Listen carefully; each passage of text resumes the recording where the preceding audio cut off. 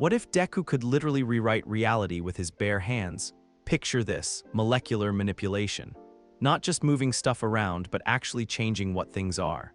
Turn air into steel, make diamonds out of dirt, create materials that shouldn't even exist. This quirk is so stupidly overpowered, it makes you wonder why anyone bothers with other abilities. But here's the thing, what happens when you give god-tier powers to someone who overthinks buying groceries? You get pure chaos mixed with the most wholesome heroics you've ever seen. Our green bean goes from accidentally turning his all-might figure into metal to literally healing entire cities, while fighting a villain whose whole deal is making everything fall apart. It's molecular science meets emotional storytelling, and honestly, it hits different. Drop a like if you're ready for some beautifully broken physics, subscribe for more What If Deku Was Even More of a Monster content, and let's jump into this wild ride. The wooden all-might figurine cracked down the middle. 8-year-old Izuku Midoriya stared at his hands, watching in horror as his favorite toy continued to change. The bright yellow paint was bleeding away, replaced by something that looked like metal. The plastic cape had gone stiff and gray, and when he tried to bend All Might's arm, it wouldn't budge. "Mom!" The word tore out of his throat, high and panicked. "Mom!" Inko Midoriya rushed into his bedroom, her green hair a mess from cooking dinner. "What's wrong, Izuku?" "I heard you crying," and she stopped mid-sentence, staring at the twisted figure in his hands. "I didn't mean to break it," Izuku sobbed. I was mad because Kacchan said I'd never be a hero, and I squeezed it too hard, and now it's all wrong." His mother knelt beside him slowly, like she was approaching a wild animal. "Izuku, honey, can you put the toy down? But it's ruined. It was my favorite one, and now, please, baby, just set it on the floor." Something in her voice made him listen. The moment the figurine left his hands, it stopped changing. Inko picked it up carefully, turning it over. Where once there had been painted plastic, now there was what looked like solid iron, complete with rust spots that definitely hadn't been there before. "How did you do this?" she whispered. "I don't know."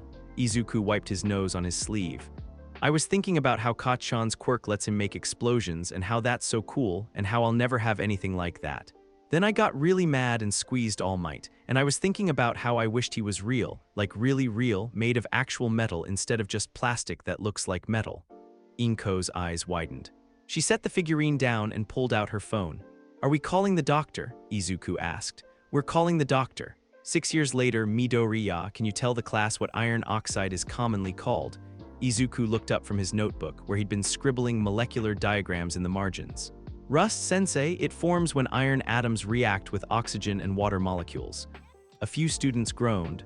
Bakugo made a gagging sound from 2 seats over. "Correct. And can you explain why some metals rust while others don't?" This was easy. Izuku had memorized half the periodic table by age 10. It depends on the electron configuration and how readily the metal gives up electrons. Iron has a relatively low ionization energy, so it easily forms Fe2O+ and Fe3+ ions when exposed to oxygen. But metals like gold have much higher ionization energies, which is why they don't corrode under normal conditions. The teacher blinked. "That's very thorough, Midoriya." Behind him, someone muttered, "Show off." Bakugo slammed his hand on his desk. "Nobody cares about your stupid chemistry facts, Deku." The nickname still stung, even after all these years. Worthless, useless. Someone who couldn't do anything right, except now it wasn't quite true, was it? Izuku touched the metal pen in his pocket, originally plastic, until he'd gotten frustrated during a test last week and accidentally changed its molecular structure while gripping it too tight. His quirk had a name now, Molecular Forge. The doctor had explained it in terms that made his mother go pale. Izuku could manipulate matter at the molecular level, restructuring the bonds between atoms to transform one material into another. It required physical contact and deep concentration, plus he had to understand exactly what he was trying to create. The headaches afterward were brutal, but it was still a quirk. He wasn't quirkless anymore. The bell rang and students started packing up. Izuku was shoving his notebooks into his bag when a shadow fell across his desk. "Think you're pretty smart, don't you?" Bakugo's voice was dangerously quiet. Izuku didn't look up. "I was just answering the teacher's question. With your freaky science crap, you think having some weirdo quirk makes you better than everyone else now?" That got Izuku's attention. He glanced up to find Bakugo's red eyes burning with familiar anger, but there was something else there. Something that looked almost like fear. "I don't think I'm better than anyone," Izuku said quietly. "I just study a lot, because you're a nerd who thinks he can become a hero by reading books." Bakugo leaned closer. News flash, Deku real heroes don't need to memorize textbooks to use their quirks. They just do it. Small explosions crackled in Bakugo's palms. The threat was clear. Izuku's fingers tightened on his bag strap, and he felt the fabric start to shift under his grip, nylon to cotton to something rougher. He forced himself to let go before anyone noticed. I know that, Kacchan. I'm just trying to understand how things work. Whatever, just stay out of my way. Bakugo stormed off, leaving Izuku alone in the classroom. He looked down at his bag strap, now made of what felt like canvas instead of nylon.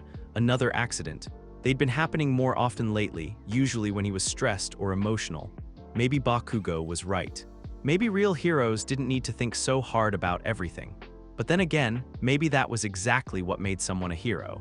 The convenience store was only a few blocks from school, but the underpass always made Izuku nervous. It was dim and echoing, with puddles that never seemed to dry up no matter how sunny it was outside. He hurried through, head down, thinking about the chemistry homework waiting for him at home.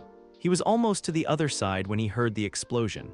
Not Bakugo's controlled blasts, this was bigger, messier, accompanied by screaming. Izuku dropped his bag and ran toward the sound, his heart hammering against his ribs. The shopping district was chaos. Windows had been blown out of storefronts, and people were running in every direction. In the middle of it all, a massive figure made of what looked like brown sludge was smashing everything in reach. Finally, the sludge monster roared, a meat suit worthy of my power, and caught in the center of the creature's body, barely visible through the murky ooze, was a familiar spiky blonde head. Bakugo. His explosions were going off constantly, but they barely seemed to affect the villain. If anything, they just made the sludge bubble and churn more violently. Bakugo's face was turning purple, he couldn't breathe. Heroes were arriving, but they looked helpless. How do you punch something made of liquid? How do you contain something that could flow through any gap? Stand back, one of the pros yelled. We need a hero with the right quirk for this. But Bakugo didn't have time to wait for the right hero. Izuku was running before he'd made a conscious decision. His legs carried him through the crowd, past the safety barriers, straight toward the villain. Kid, get back! What are you doing? Someone stop him! The sludge monster noticed him coming. Another volunteer. How wonderful! A tendril of ooze shot toward Izuku. He dove to the side, rolling across broken concrete, and came up with both hands pressed against the villain's main body. Get away from Kacchan! He could feel it immediately. The sludge wasn't really sludge at all. It was some kind of viscous organic compound, probably carbon-based given the smell. Complex molecular chains that could shift between liquid and semi-solid states, like a really disgusting polymer. Izuku had never tried to change something this big before, or something that was actively fighting him. But Bakugo was dying, and there was no time to think about limitations. He reached out with his quirk, feeling for the molecular bonds that held the villain together, understanding their structure, then forcing them to change. Viscous to brittle, liquid to solid, one thing to another. What are you doing to me? The sludge was hardening, crystallizing, turning into something like green glass. The villain's screams became muffled as his body lost cohesion. Within seconds, what had been a flowing monster became a pile of harmless green crystals scattered across the street. Bakugo fell to the ground, gasping and coughing. Alive. Holy crap, did that kid just… What kind of quirk was that? But Izuku barely heard the shouts. The headache was already starting, sharp and brutal, and his vision was getting blurry around the edges. Using his quirk on something that big, he'd never pushed himself this hard before. He was dimly aware of heroes surrounding him, of Bakugo being checked by paramedics, of people taking photos and asking questions. But all he could focus on was the sound of approaching footsteps, heavy, confident, familiar from 1,000 news reports. That was incredibly brave, young man. Izuku looked up, and even through the pain and exhaustion, he felt his heart stop. All Might towered over him, not in his hero costume, but in a simple business suit. His hair was different, darker, flatter, and he looked somehow smaller than he did on TV. But those blue eyes were unmistakable. All Might, Izuku whispered. The hero crouched down to Izuku's level. What's your name, kid? Izuku Midoriya.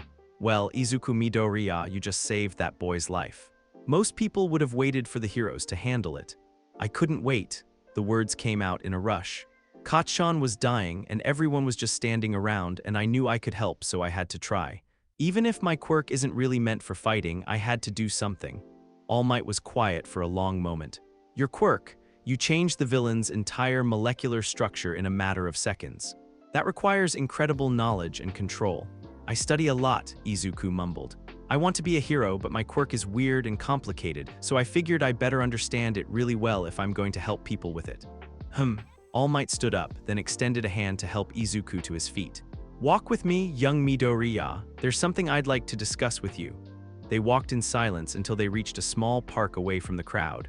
All Might sat heavily on a bench, and suddenly he didn't look like the symbol of peace anymore. He looked tired. Can I ask you something? All Might said. Of course. Why do you want to be a hero? The question caught Izuku off guard. Because heroes save people. They make the world better. They give people hope when everything seems impossible. Even though your quirk makes things difficult for you, Izuku frowned. What do you mean? Your molecular manipulation, it requires deep understanding, precise control, physical contact. In a world where most hero quirks are about raw power or flashy effects, yours demands intelligence and patience. That can't be easy. It's not easy, Izuku admitted, but that doesn't mean I should give up. If anything, it means I need to work harder. I need to study more, train more, think more creatively about how to help people. Just because my quirk is complicated doesn't mean it's not heroic. All Might smiled, not his media smile, but something smaller and more genuine. You know, there was once a boy who desperately wanted to be a hero despite having no quirk at all. Everyone told him it was impossible. Even I told him it was impossible. Izuku's eyes widened. What happened to him? He proved everyone wrong. All Might turned to face him directly. Young Midoriya, what I'm about to tell you must remain absolutely secret. Can you promise me that? Why, yes, sir. My quirk is called One for All. It's a power that can be passed from one person to another, and it's been handed down through several generations. Each person who inherits it makes it stronger, then passes it on to someone worthy. Izuku's brain was struggling to process this. You can give quirks to people. This quirk, yes. And I believe you would be worthy to inherit it. Me, Izuku's voice cracked. But I already have a quirk. I know, that's part of what makes this so interesting. All Might leaned forward. One for All enhances the user's physical capabilities to incredible levels. But what if it could also enhance mental capabilities? What if it could make your molecular manipulation faster, more precise, more powerful? The possibility was staggering. Izuku tried to imagine what his quirk could do with that kind of boost. He could help so many more people, solve so many more problems. Why me? He asked quietly. Because you ran toward danger to save someone, even though you knew your quirk wasn't suited for combat. Because you spend your free time studying chemistry so you can better understand your abilities. Because when I asked why you want to be a hero, you talked about hope instead of fame. All Might's expression grew serious. Power means nothing without the wisdom to use it well. You have that wisdom, Izuku Midoriya. Izuku felt tears building behind his eyes. I don't know if I'm ready for something like that. Nobody ever is. But that's what makes someone worthy. They accept the responsibility anyway. They sat in silence for a while, watching the sunset paint the sky orange and pink. Finally, Izuku spoke. If I said yes, what would happen? You'd train. Harder than you've ever trained for anything. One for All is incredibly powerful, but it can also destroy the user if they're not prepared for it. We'd need to build up your body and your mind until you can handle both quirks safely. Both quirks working together? Exactly. Your molecular manipulation could become something the world has never seen before. But more importantly, you'd become the kind of hero who saves people not through raw strength, but through understanding and creativity. Izuku thought about Bakugo, trapped and dying in that sludge monster. He thought about all the people he could help if his quirk was stronger, faster, more versatile. He thought about the heroes he'd always admired, not just for their power, but for their ability to find solutions when others saw only problems. Okay, he said quietly, I'll do it. All Might's smile could have powered a small city.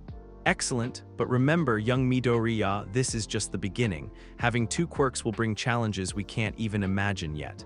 Are you prepared for that? Izuku looked down at his hands, still faintly trembling from the effort of saving Bakugo. Hands that could break things down and build them back up. Hands that would soon carry the power of the world's greatest hero. I'm ready to find out. As they walked home together, All Might began explaining the training regimen that would prepare Izuku's body for One for All. But in the back of his mind, Izuku was already wondering about the deeper questions. How would two quirks interact with each other? Would One for All's enhancement make his molecular manipulation unstable? Would he be able to control both powers simultaneously? There were so many unknowns, so many variables to consider. He couldn't wait to figure them all out. 10 months of hell. That's what All Might had called it, and Izuku was starting to think the man hadn't been exaggerating. His alarm went off at 4:30 a.m., just like it had every day for the past 302 days. Beach cleanup until 7, breakfast, school, more training until dark, studying until he passed out at his desk. The Takoba Municipal Beach was unrecognizable now. Where there had once been mountains of garbage, there was actual sand, actual water you could see through. Izuku had hauled every piece of trash off that beach with his own hands, no quirks allowed, All Might had insisted. Something about building fundamental strength before adding enhancements. "You ready for this, kid?" All Might stood at the edge of what used to be a junk pile, now just empty beach. In his skinny form, he looked less like a superhero and more like someone's uncle who worked in accounting. But Izuku had learned not to be fooled by appearances. "I think so." Izuku flexed his hands, feeling calluses that hadn't been there a year ago.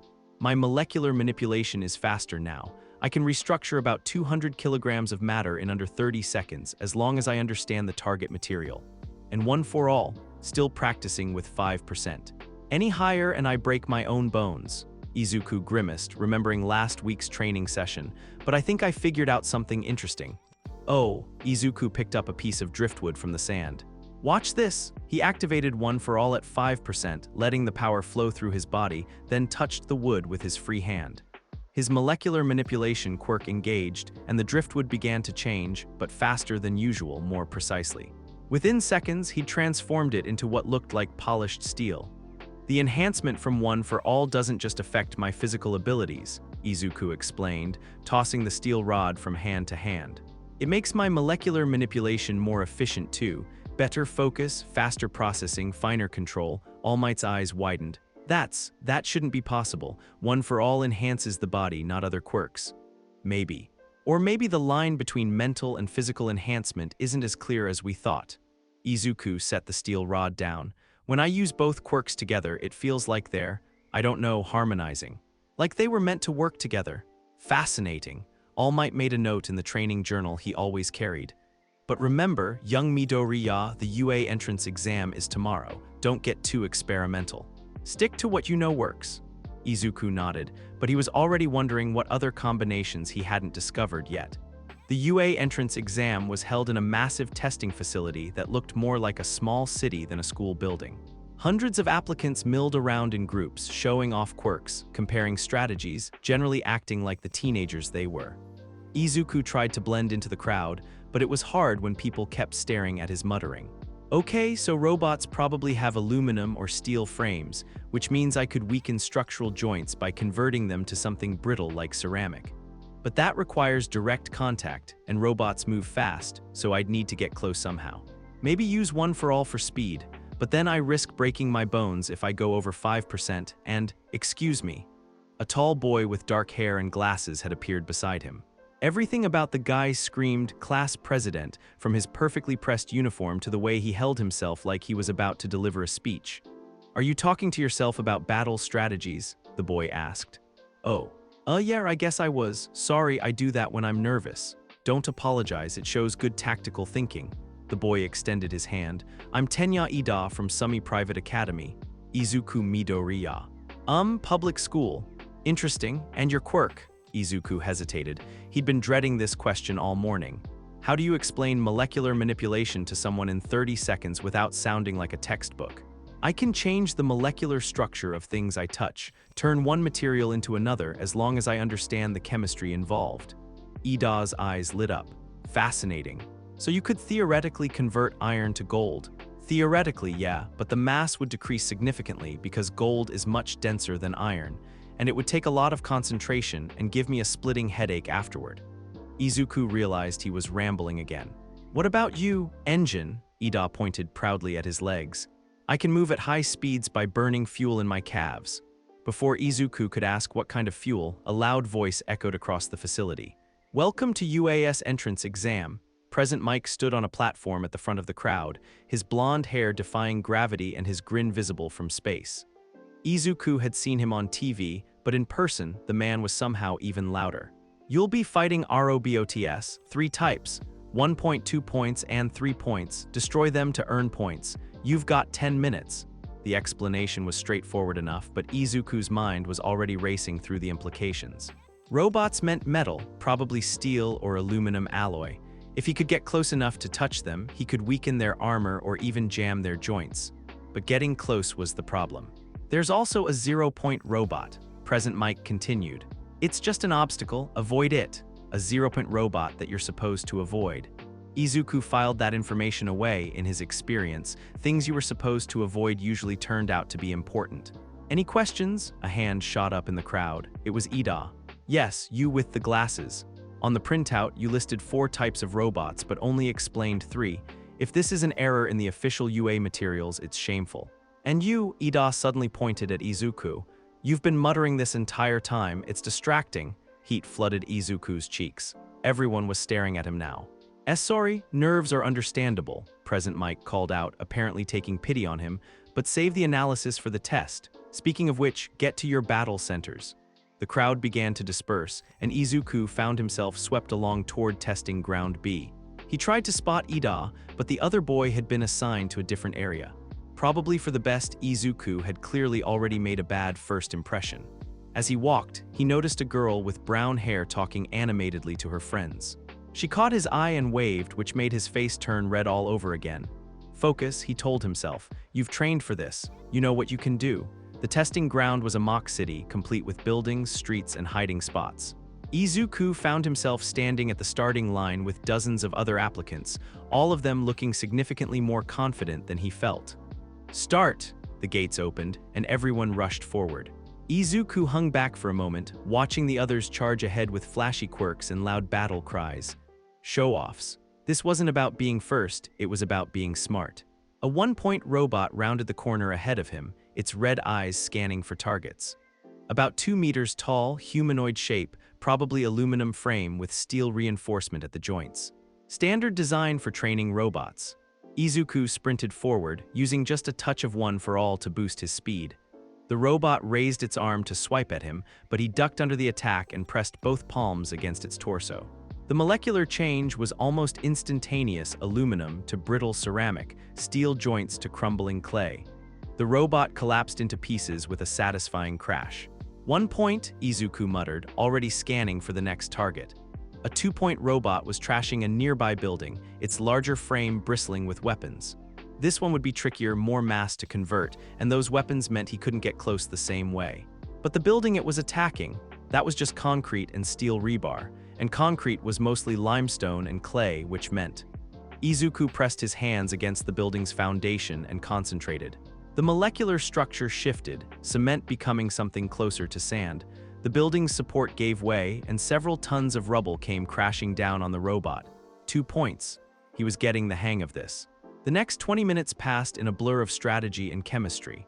Izuku didn't fight the robots so much as outsmart them, turning their armor to glass, making their weapons too heavy to lift, creating pitfalls by weakening the asphalt beneath their feet. It wasn't the most direct approach, but it was effective. His point total was climbing steadily when he heard the scream. It came from deeper in the testing ground, high and terrified. Someone was in trouble. Izuku's head snapped up, tracking the sound, and what he saw made his blood freeze. The 0-point robot. It was massive, easily 15 meters tall, with armor plating thick enough to stop a tank. And underneath it, trapped beneath a piece of fallen concrete, was the brown-haired girl who'd waved at him earlier. Everyone else was running away. The smart thing to do was run away. This wasn't worth any points, and trying to fight that thing would be suicide. But the girl was crying, and her leg was clearly broken, and she couldn't move. Izuku's feet were moving before his brain caught up. He'd never used one for all above 5%. All Might had been very clear about that higher percentages would shatter his bones, possibly kill him.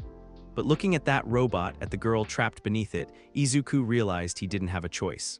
Get away from her! He launched himself into the air, one for all surging through his body at levels he'd never attempted before. 20%. 30. The power was incredible, intoxicating, and absolutely devastating to his unprepared body. But it got him high enough to reach the robot's head. Izuku slammed both palms against the massive machine's skull and reached out with his quirk. Steel to sand, aluminum to ash, titanium to talc. The robot's head began to crumble, its systems failing, but it was so big and there was so much material to convert.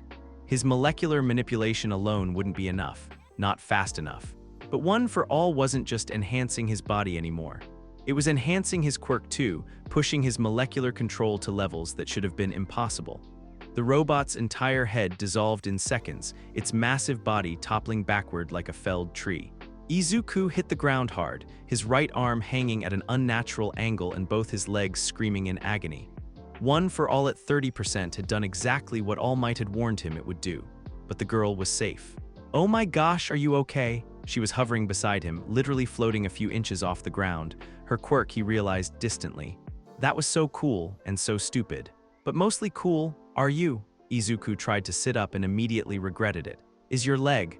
"It's fine, well not fine, but I can deal with it. You're the one who looks like he got hit by a truck." She pressed her fingers together and suddenly Izuku felt weightless. "There, that should help with the pain." "Zero gravity, that explained the floating." "Thanks," he managed. "I'm Izuku." "Achako Uraraka, nice to meet you, even though you're kind of broken right now." Medical robots were already swarming the area, checking on injured applicants. Izuku found himself loaded onto a stretcher next to Uraraka, both of them being wheeled toward the recovery station. "Hey, Izuku," Uraraka said as they bumped along. "Why did you save me?"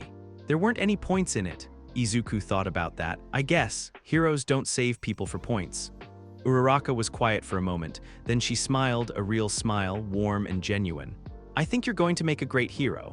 1 week later, Izuku sat in his room staring at a letter from UA. His arm was still in a sling from the entrance exam, a reminder of what happened when he pushed One for All too far. But Recovery Girl had fixed the worst of the damage, and All Might kept saying he was proud of him for saving Uraraka. The letter was thin. Thin usually meant rejection. "Just open it, honey," his mother said from the doorway. "Whatever it says, we'll figure it out." Izuku tore open the envelope and a small device fell out. It projected a hologram as soon as it hit the desk. All Might's face appeared, grinning in full costume. "Greetings, young Midoriya, I am here." As a projection, Izuku's heart started hammering. If All Might was delivering the message personally. "I'm sure you're wondering about your results. You scored 28 villain points, which is respectable but not outstanding. However," a screen appeared showing footage from the entrance exam.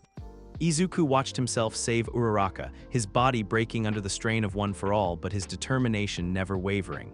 There were also rescue points, points awarded for heroic actions, and young Midoriya. The screen showed his final score, 28 villain points, 45 rescue points. Total, 73. "Welcome to UA Hero Academy." Izuku burst into tears. The first day at UA was overwhelming in the way that only life-changing experiences could be. The school was massive, the other students looked incredibly intimidating, and Izuku was pretty sure he was going to throw up from nerves.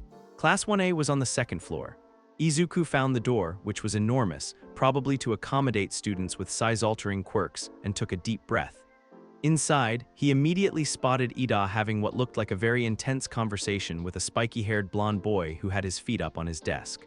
"Remove your foot from that desk. Such behavior is insulting to the UA upperclassmen who used this classroom before us."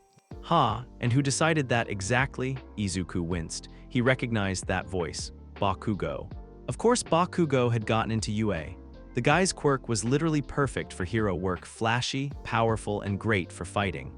Unlike Izuku's, which required a chemistry degree to use properly. "It's him," someone whispered behind him. Izuku turned to find a group of students staring at him with expressions ranging from curiosity to awe. "The guy who took down the zero-pointer. I heard he destroyed it with one hit. What kind of quirk was that?" Before Izuku could explain that it wasn't exactly one hit and that he'd nearly killed himself doing it, a new voice cut through the chatter. "If you're here to make friends, you can pack up your stuff now." A man in a sleeping bag was somehow standing in the doorway, even though none of them had seen him arrive. His hair was long and messy, his eyes were bloodshot, and he looked like he hadn't slept in a week. "Welcome to UA's hero course," the man said, unzipping his sleeping bag to reveal a black jumpsuit underneath.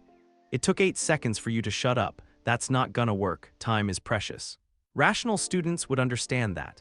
He introduced himself as Shota Aizawa, their homeroom teacher, then immediately ordered them to change into gym clothes and meet him outside.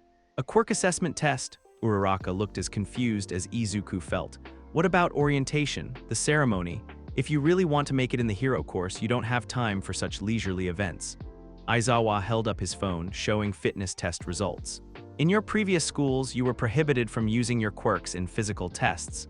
This was a foolish system. Here, you'll use your quirks as much as you want. He pointed at Bakugo.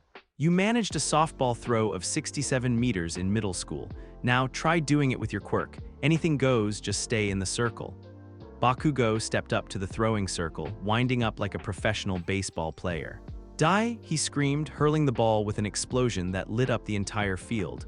705.2 meters, Aizawa announced. The class erupted in amazed chatter, but their teacher just looked bored. So this looks fun, huh? You have 3 years here to become a hero. You think it's all gonna be games and parties. Idiots. Today you'll compete in 8 physical tests to gauge your potential. Whoever comes in last has none and will be expelled immediately. The mood shifted instantly. This wasn't orientation anymore. This was survival.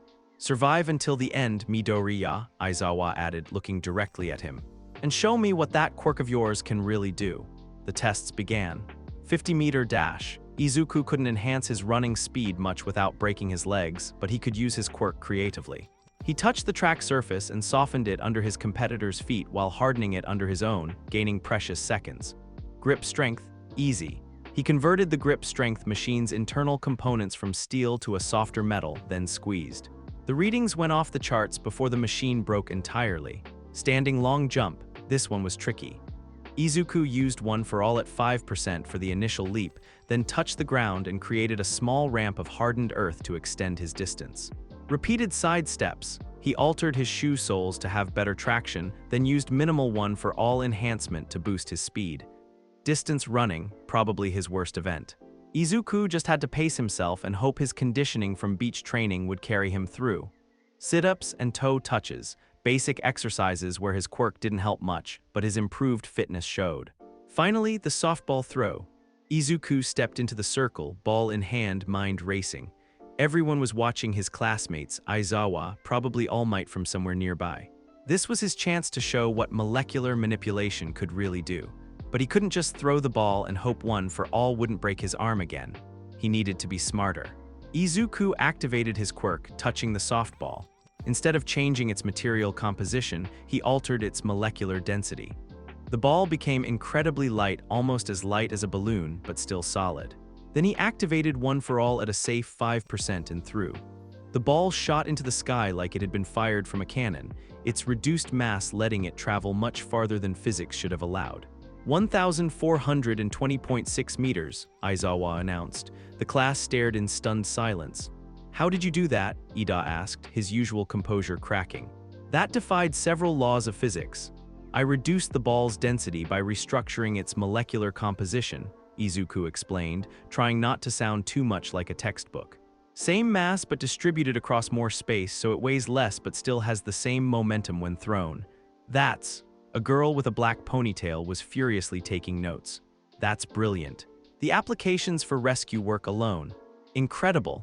Ida's engines were practically smoking with excitement. You've essentially created a new form of matter manipulation. Even Bakugo was staring, though his expression was unreadable. When the results were announced, Izuku had placed 8th out of 20 students. Not the best, but solidly in the middle. More importantly, he demonstrated that his quirk wasn't just useful, it was versatile in ways that even he was still discovering. By the way, Aizawa said as they prepared to leave, I was lying. No one's going home. That was just a rational deception to make sure you gave your all. The collective sigh of relief was audible.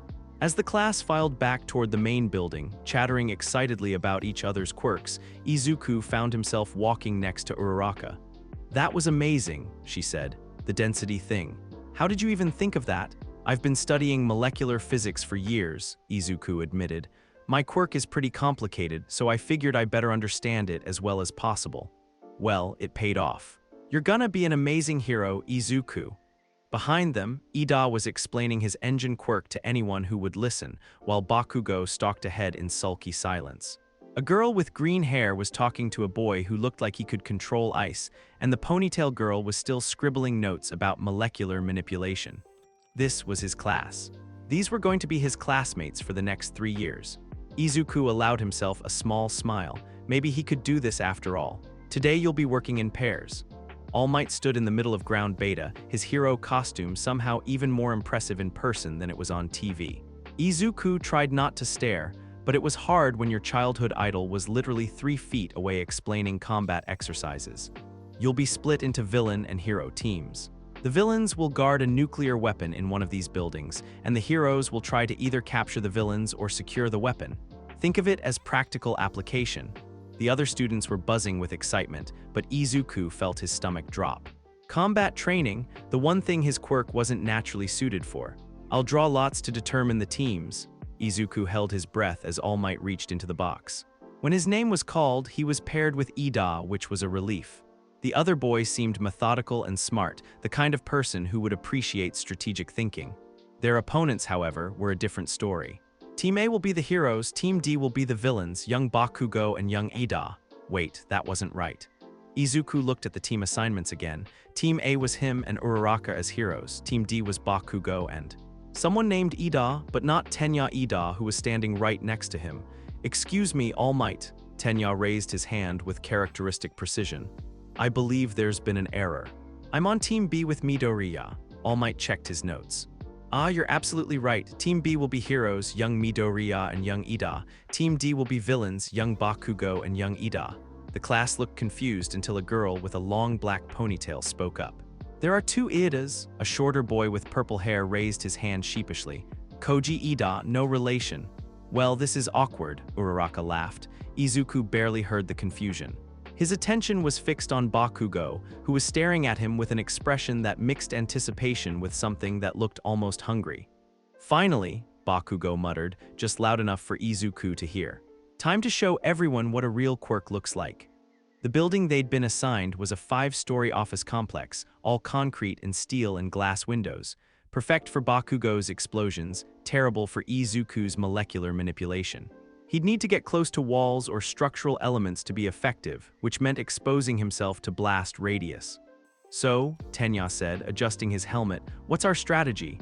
They had 15 minutes to plan while the villain team set up inside. Izuku pulled out the notebook he'd started carrying everywhere, already sketching building layouts and molecular formulas. "Bakugo's quirk works by igniting nitroglycerin-like sweat from his palms," he muttered, writing quickly. "Explosive force, high heat, probably effective up to about 5 meters with serious damage potential. His partner, Koji, has some kind of animal communication quirk if I remember right from the assessment test." "Impressive analysis," Tenya said. "But how do we counter explosions? We don't counter them, we redirect them." Izuku looked up from his notes. "Your engine quirk, you can move fast, right?" "How fast?" "In short bursts, approximately 50 kilometers per hour." "Perfect. I can't move that fast without breaking bones, but I can modify the environment. What if we split up? You take the direct approach, I'll go around back and start altering the building's structure." "Alter it how?" Izuku grinned. "Ever seen what happens when you change the chemical composition of concrete?" The exercise began with All Might's booming voice over the intercom. "Start!" Tenya immediately shot forward through the main entrance, his engines roaring. Izuku went the opposite direction, circling around to the building's rear. The plan was simple. Tenya would draw Bakugo's attention, while Izuku worked on more subtle sabotage. He pressed his palms against the building's foundation and reached out with his quirk. Concrete was mostly limestone, sand, and cement, calcium carbonate, silicon dioxide, and various other compounds held together in a crystalline matrix. But what if he changed the ratios? What if he made it more like foam? The change started slowly, spreading through the building's lower supports. Concrete became something lighter, spongier, less able to conduct explosive force. It would still hold the building's weight, but Bakugo's blasts would be absorbed rather than transmitted. Inside, he could hear the first explosions echoing through the corridors, Tenya's engines answering with mechanical roars. The fight had begun. Izuku slipped through a rear window on the 2nd floor, moving as quietly as possible. His job was to reach the nuclear weapon on the 5th floor, but first he wanted to understand the battlefield. The building's interior was a maze of offices and hallways perfect for ambush tactics, but as Izuku moved through it, he noticed something odd. Some of the walls felt wrong. The molecular structure was normal, but there was something else. A faint vibration like the materials were under stress. He pressed his palm against a wall to investigate, and his quirk recoiled. The concrete was corrupted somehow, not changed exactly, but unstable. Like its molecular bonds were being slowly weakened by some external force. He'd never encountered anything like it. "Deku!" The shout came from directly above him.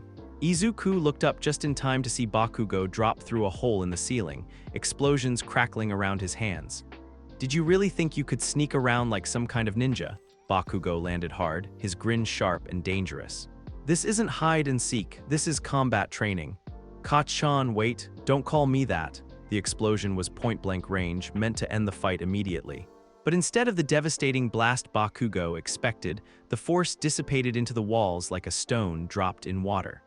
The foam concrete absorbed most of the impact, and what little force remained was redirected harmlessly into the floor. Bakugo stared at the smoking wall in confusion.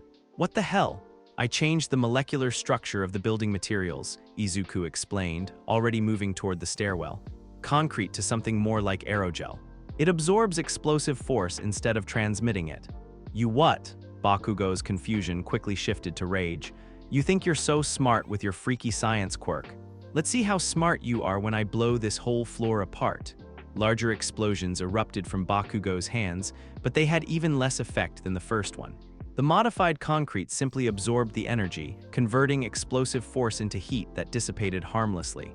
That's impossible, Bakugo snarled. Explosions don't just disappear. They do if you change the medium they're traveling through. Izuku was already halfway up the stairs. Energy conservation, Kachan. The force has to go somewhere, so I made sure it goes somewhere harmless. He could hear Bakugo chasing after him, shouting curses and setting off explosions that accomplished nothing except wasting sweat. Good and angry Bakugo was a predictable Bakugo. The third floor brought a new complication. Koji Ida, the other Ida, was waiting with what looked like a small army of pigeons. Sorry about this, Koji said apologetically, but orders are orders. The birds attacked in a coordinated swarm, diving and pecking with surprising tactical awareness. Izuku ducked and weaved, but there were just too many of them. That's when Tenya arrived. RECIPRO burst. The real Ida shot up the stairwell like a rocket, his engines at maximum output. He scattered the pigeons with pure speed, grabbed Izuku around the waist, and kept going. Sorry I'm late, Tenya shouted over the roar of his engines. Bakugo is surprisingly fast when he's angry. They burst through the door to the 5th floor, where a fake nuclear weapon sat in the middle of an empty office space. Victory was within reach. Like hell, Bakugo exploded through the floor directly beneath them, having apparently blown a hole straight up through 3 stories of modified concrete. His hands were smoking, his uniform was singed, and his expression was absolutely murderous. You think you're so clever, Deku? Let's see how your stupid molecular whatever handles this. The explosion was massive, easily the largest Bakugo had produced so far. But instead of aiming it at Izuku or the weapon, he targeted the building's structural supports. Even foam concrete had limits. The modified supports buckled under the assault, and cracks began spreading across the ceiling. The building's coming down, Tenya shouted. Izuku's mind raced. The structural damage was too extensive to repair with his quirk. There was too much material to change and not enough time, but maybe he didn't need to repair it. Maybe he just needed to redirect the collapse. He pressed both hands against the nearest wall and reached out with his molecular manipulation, pushing his quirk harder than he ever had before. Not changing the concrete this time, but altering the steel reinforcement inside it, making it bend instead of break, flex instead of shatter. The building groaned and swayed, but it didn't fall. Instead, the collapsing sections folded in on themselves like origami, creating a protective shell around the nuclear weapon. Impossible, Bakugo breathed. Not impossible, Izuku panted, wiping sweat from his forehead. Just creative engineering. Tenya reached the weapon and placed his hand on it. HEROES win. The aftermath was chaos. All Might immediately called for Recovery Girl to check everyone for injuries, while the other students peppered Izuku with questions about his quirk. How did you know the building would fold that way? Asked the ponytail girl, Momo, he thought her name was. I didn't, Izuku admitted. I just knew that steel becomes more flexible when you alter its carbon content, and I hoped the existing structure would guide the collapse. You hoped? Bakugo stepped forward, his expression unreadable. You could have killed us all with that stunt. I could have, Izuku agreed quietly, but I didn't, and everyone's safe and we completed the objective. For a long moment, they stared at each other. Then Bakugo made a sound that might have been a laugh if Bakugo ever laughed. You've gotten weird, Deku, really weird. He turned and walked away, but paused at the door. Don't think this changes anything between us. But his tone suggested that maybe it did. Excellent work today, young Midoriya. All Might found Izuku in the locker room after everyone else had left. In his deflated form, the symbol of peace looked more like a concerned teacher than the world's greatest hero. Thank you, All Might, but I'm worried about something. Oh. What's that? Izuku pulled out his notebook, flipping to the pages where he'd sketched the corrupted concrete. During the exercise, I found sections of the building that felt wrong. Like something was slowly breaking down their molecular structure. All Might's expression grew serious. You're certain it wasn't just normal wear and tear? Positive, this was deliberate, systematic. Like someone with a quirk that specifically targets material stability. Izuku looked up. Has there been any news about villains with that kind of ability? All Might was quiet for a long moment. There have been reports. Nothing confirmed, but several incidents involving structural failures that don't match normal engineering expectations. Why do you ask? Because if someone can corrupt matter at the molecular level, they could potentially interfere with my quirk. Make it unstable, even dangerous. Izuku closed the notebook. I think someone might be specifically targeting molecular manipulators. That's a serious accusation, young Midoriya.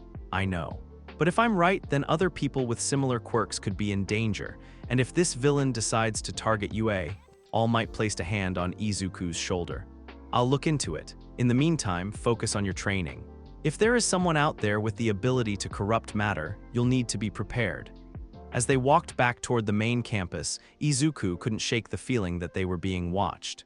When he turned to look, though, there was nothing there except shadows and empty buildings. But the sensation lingered. That evening, Izuku sat at his desk working on homework when his phone buzzed with a news alert. Mysterious structural failures plague Tokyo District 3rd building. Collapse this month baffles engineers. The attached video showed the remains of what had once been a shopping center. The concrete and steel hadn't just collapsed. They'd somehow turned brittle and crumbly, like they'd aged decades in a matter of hours. Izuku screenshotted the video and added it to the growing file he was keeping on molecular corruption incidents. 7 cases in the past month, all involving the same kind of impossible material failure. Someone was out there, someone with a quirk that could counter his own, and based on the escalating pattern of incidents, they were getting bolder. Izuku closed his notebook and looked out his bedroom window at the Tokyo skyline. Somewhere out there, a villain was testing their abilities, learning how to corrupt matter on a massive scale. He had a feeling their paths would cross soon. And when they did, all of his molecular manipulation training might not be enough, but that was a problem for tomorrow. Tonight, he had chemistry homework to finish and training exercises to plan. Because whether he was ready or not, Izuku Midoriya was going to be a hero, even if it meant facing an enemy who could turn his greatest strength into his greatest weakness. The game was just beginning. The unforeseen simulation joint looked like something out of a science fiction movie. Massive domed areas simulated different disaster scenarios: floods, fires, landslides, urban collapse. It was the kind of place that made Izuku's analytical mind go into overdrive, cataloging all the different ways his molecular manipulation could be useful in rescue situations. Impressive facility, 13 said, the space hero's bulky suit making them look more like an astronaut than a rescue specialist. Today we'll be focusing on how to use your quirks to save people rather than fight villains. Perfect. This was exactly the kind of training Izuku had been hoping for. Combat applications were useful, but rescue work was where molecular manipulation could really shine. He could reinforce damaged structures, create emergency tools, even purify contaminated water or air if necessary. I love 13, Uraraka whispered excitedly. Their quirk is so cool, Izuku nodded, pulling out his notebook to jot down observations about the different training zones. The ruins zone would be perfect for practicing structural reinforcement. The landslide zone could teach him about soil chemistry and geological stability. The flood zone might let him experiment with water molecule manipulation, something he'd been theorizing about but never tried. He was so absorbed in planning that he almost missed the purple mist beginning to swirl near the facility's entrance. 13, Aizawa's voice cut through the excited chatter of Class 1A. Get the students back! The mist coalesced into a humanoid figure with yellow eyes that seemed to glow in the darkness of his vapor body. Behind him, dozens of villains were emerging from what looked like portals, spreading out across the USJ with military precision. Greetings, the mist villain said in a voice like silk over steel. We are the League of Villains. I know it's impolite, but we decided to invite ourselves into this haven of justice to say hello. And besides, isn't this a perfect place for All Might to take his last breath? All Might wasn't here. He was supposed to be, but some kind of administrative issue had delayed him. Which meant Class 1A was facing real villains with just Aizawa and 13 as protection. 13, beginning evacuation procedure. Aizawa was already pulling down his goggles, his capture weapon unfurling. These villains even have one to counter me. This was carefully planned. The mist villain Kurogiri, Izuku heard someone call him, began expanding, preparing to warp them all to different zones where they'd be separated and vulnerable. But before the portal could fully form, Izuku noticed something that made his blood freeze. There was another figure stepping out of the shadows behind Kurogiri. Tall, thin, wearing a gray hood that obscured most of his face. But what Izuku could see made his quirk recoil instinctively. The man's exposed hands looked wrong, not injured or diseased, but fundamentally altered at the molecular level, like his very touch was antithetical to stable matter. Entropy, Kurogiri said respectfully, the molecular manipulator is present, as expected. Entropy's head turned toward Izuku with predatory focus. Excellent. I've been looking forward to this meeting. Then the world exploded into purple mist. Izuku hit the ground hard in what looked like the ruins zone, concrete dust filling his lungs and the sound of crumbling buildings echoing around him. When the mist cleared, he found himself with Bakugo and a red-haired boy he recognized as Kirishima. Damn it! Bakugo was already on his feet, explosions crackling around his palms. Where the hell are we? Ruins zone, Izuku coughed, checking their surroundings. Collapsed buildings, broken streets, rubble everywhere. Perfect terrain for his quirk if they could avoid whatever villains had been placed here to ambush them. You're that Midoriya kid, right? Kirishima asked, his skin already hardening into its rock-like state. The one with the crazy molecular quirk. Yeah, that's me. And your Kirishima hardening quirk, right? Right. So what's the plan? These villains picked the wrong zone to dump us in if they thought we couldn't handle a little destruction. Izuku was about to respond when the first villain attacked. It came out of nowhere, a massive man with what looked like concrete skin swinging a chunk of rebar like a club. Kirishima intercepted the blow, his hardened arms taking the impact, while Bakugo circled around for a counterattack. AP shot, the focused explosion should have dropped the villain immediately. Instead, the blast seemed to dissipate on contact, absorbed into the villain's concrete-like hide. What the hell? Bakugo snarled. That should have worked. Izuku pressed his palm against a chunk of nearby rubble, reaching out with his quirk to analyze the villain's composition. What he found made his stomach drop. He's not naturally concrete, Izuku called out. Someone altered his molecular structure. His skin is some kind of composite material designed to absorb kinetic energy. So how do we hurt him? Change the absorption medium. Izuku focused on the rubble in his hands, converting it from concrete to something denser, harder. Kirishima, catch! He tossed the transformed projectile, now made of something approaching diamond in hardness, and Kirishima caught it with his hardened hands. Nice upgrade, Kirishima grinned and hurled the diamond-hard chunk at the villain's head. This time the impact had effect. The villain staggered, his absorption quirk unable to handle the sheer concentrated force of the transformed projectile. But before they could press their advantage, more villains emerged from the rubble.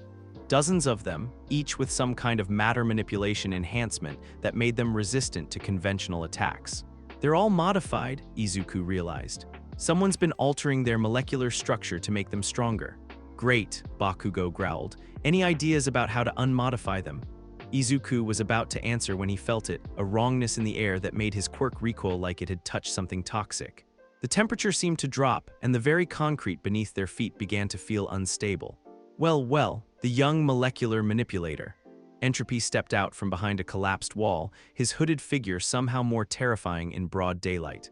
Up close, Izuku could see that the wrongness wasn't just in his hands. It was spreading up his arms like some kind of infection, turning his skin into something that looked like static given physical form.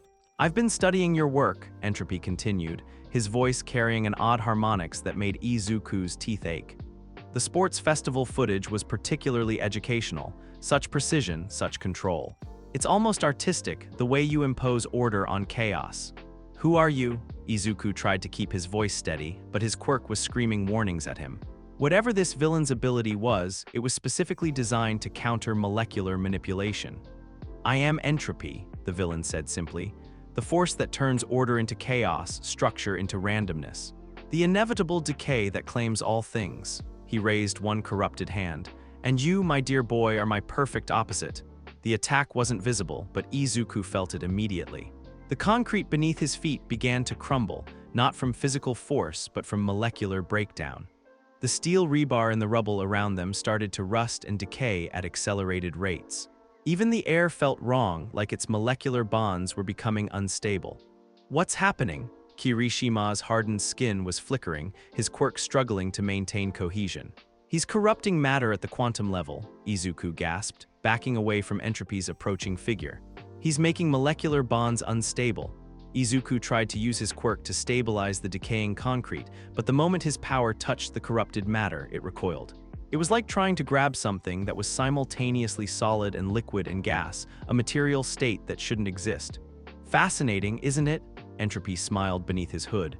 "You impose structure, I remove it. You create order, I return everything to its natural chaotic state. We're perfectly matched." "Like hell you are." Bakugo launched himself at the villain, explosions blazing, but the moment his sweat-based nitroglycerin touched Entropy's corruption field, it destabilized. Instead of controlled explosions, Bakugo's quirk became erratic, dangerous, unpredictable. "Ka-chan, get back," Izuku shouted. "Your quirk is chemical-based, he can corrupt it." But it was too late. Bakugo's next explosion misfired, the corrupted nitroglycerin creating a blast that sent him flying into a pile of rubble. "Bakugo!" Kirishima rushed to help, but his hardening quirk was still flickering unreliably. Entropy turned his attention back to Izuku. "Now then, shall we see what happens when order meets entropy directly?" He lunged forward, one corrupted hand reaching for Izuku's face. If that touch connected. Izuku dove to the side, rolling across broken concrete and coming up behind a chunk of debris. His mind was racing, trying to find some way to counter an ability that specifically negated his own. Wait.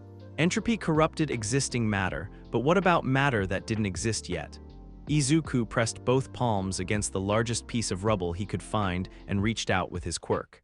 Instead of changing existing materials, he began creating new ones, synthetic compounds that had never existed in nature, molecular structures so complex and unusual that maybe, just maybe, entropy's corruption wouldn't know how to handle them. The rubble transformed into something that looked like crystalline metal but felt like organic tissue.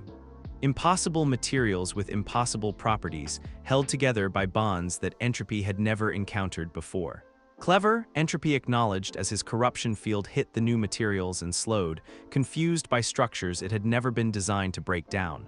But ultimately futile. All things decay, young manipulator. Even your impossible creations will fall to entropy eventually. He was right, Izuku realized. The corrupted field was adapting, learning how to break down even his synthetic compounds. But it was buying them time. "Kirishima," Izuku shouted, "can you carry Bakugo?" "Yeah, but do it. We need to retreat and regroup." It went against every instinct Izuku had developed as a hero in training, but this wasn't a fight they could win. Entropy's power was specifically designed to counter molecular manipulation, and without his quirk working properly, Izuku was just a kid with decent analytical skills. They ran. The main plaza of the USJ was chaos when they arrived.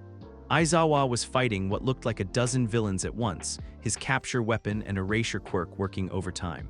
But even Eraserhead had limits, and the villains seemed to know exactly how to work around them. In the center of it all stood a creature that barely looked human. Massive, purple-black skin, exposed brain, and muscles that bulged with unnatural power. It moved with mechanical precision, absorbing Aizawa's attacks without seeming to feel them. Namu, Shigaraki Izuku recognized the pale, hand-covered villain from news reports was scratching at his neck with 4 fingers. "Kill Eraserhead, but don't damage the merchandise too much. We still need him functional when All Might arrives." The creature called Namu grabbed Aizawa by the head and slammed him into the ground. Even from across the plaza, Izuku could hear bones breaking. "Sensei!" several students screamed. Izuku's analytical mind kicked into overdrive. The creature was clearly some kind of bioengineered weapon. Multiple quirks, enhanced physical capabilities, shock absorption to make it nearly invulnerable. But every defense had weaknesses, and every engineered system had flaws. He started forward, but a corrupted hand grabbed his shoulder. "I wouldn't if I were you," Entropy said softly. "That creature is my masterwork. I've spent months perfecting its molecular structure. Your quirk will find it resistant." Izuku tried to pull away, but Entropy's touch was already spreading corruption through his uniform. The fabric began to decay, and worse, he could feel the wrongness seeping toward his skin. "Let him go." Todoroki appeared out of nowhere, ice erupting from his right side in a massive wave. But the moment the frozen water touched Entropy's corruption field, it began to melt and evaporate simultaneously, turning into steam that smelled wrong. "Ah, the temperature manipulator," Entropy smiled. "Another form of molecular control. I do so enjoy meeting others of my profession." He released Izuku and turned toward Todoroki, but before he could attack, a new voice echoed across the USJ. "Have no fear." All Might crashed through the entrance like a golden meteor, his hero costume brilliant in the artificial sunlight. "For I am here." The effect was immediate. Villains scattered, students cheered, and even the Namu turned its attention toward the symbol of peace. "All Might." Shigaraki's voice carried a mixture of excitement and hatred. "You're later than expected, but that just made the game more interesting." But Izuku barely heard the villain banter. His attention was fixed on Entropy, who was backing toward Kurogiri's portal with an expression of satisfaction. "This has been educational," Entropy called out. "I've learned so much about your capabilities, young Midoriya. Next time we meet, I'll be better prepared." "Wait," Izuku tried to follow, but his quirk was still unstable from the corruption exposure. "What do you want? Why target molecular manipulators specifically?" Entropy paused at the edge of the portal. "Because, my dear boy, in a world built on the illusion of permanent structure, someone needs to remind everyone that all things fall apart eventually. Even heroes." He stepped through the portal just as All Might began his assault on the Namu. The battle that followed was brief but devastating. All Might's incredible strength met the Namu's shock absorption in a series of impacts that shook the entire facility. But even the symbol of peace was struggling. The creature had been specifically designed to counter his abilities. That's when Izuku realized what he needed to do. He couldn't fight Entropy directly, but he could support All Might. And unlike the Namu's bioengineered defenses, the facility around them was just normal matter. Izuku pressed his palms against the ground and reached out with his quirk, still shaky from corruption exposure, but functional enough for what he had in mind. Instead of trying to directly affect the battle, he began altering the plaza's structure, reinforcing the areas where All Might needed solid footing, weakening sections where the Namu was standing, creating channels in the concrete to redirect the force of their impacts away from the other students. Detroit Smash! All Might's final blow sent the Namu flying clear out of the facility, but the victory felt hollow. Shigaraki and the other villains were already retreating through Kurogiri's portals, their mission apparently complete. "This isn't over, symbol of peace," Shigaraki called out as he disappeared. "We'll be back. And next time we'll be ready for your little pet scientist too." The aftermath was controlled chaos. Ambulances, police, pro-heroes conducting investigations. Aizawa was alive but seriously injured, and several students needed medical attention. But what worried Izuku most was the corruption residue still clinging to his uniform. Even hours later, the fabric continued to decay slowly, molecular bonds breaking down at the atomic level. He'd never encountered anything like it. Midoriya, All Might found him sitting alone outside the medical tent, staring at his corrupted sleeve. "How are you holding up?" "I'm fine, but..." Izuku looked up at his mentor. "That villain, Entropy, his quirk specifically counters molecular manipulation. I couldn't do anything against him." "That troubles you." "It terrifies me," Izuku admitted. "I've been so focused on learning how to use my quirk better, I never considered what would happen if I met someone who could neutralize it completely." All Might sat down beside him, his hero costume still smoking from the battle. "You know, when I first started using One for All, I thought it made me invincible. Took a villain with a shock absorption quirk to teach me otherwise.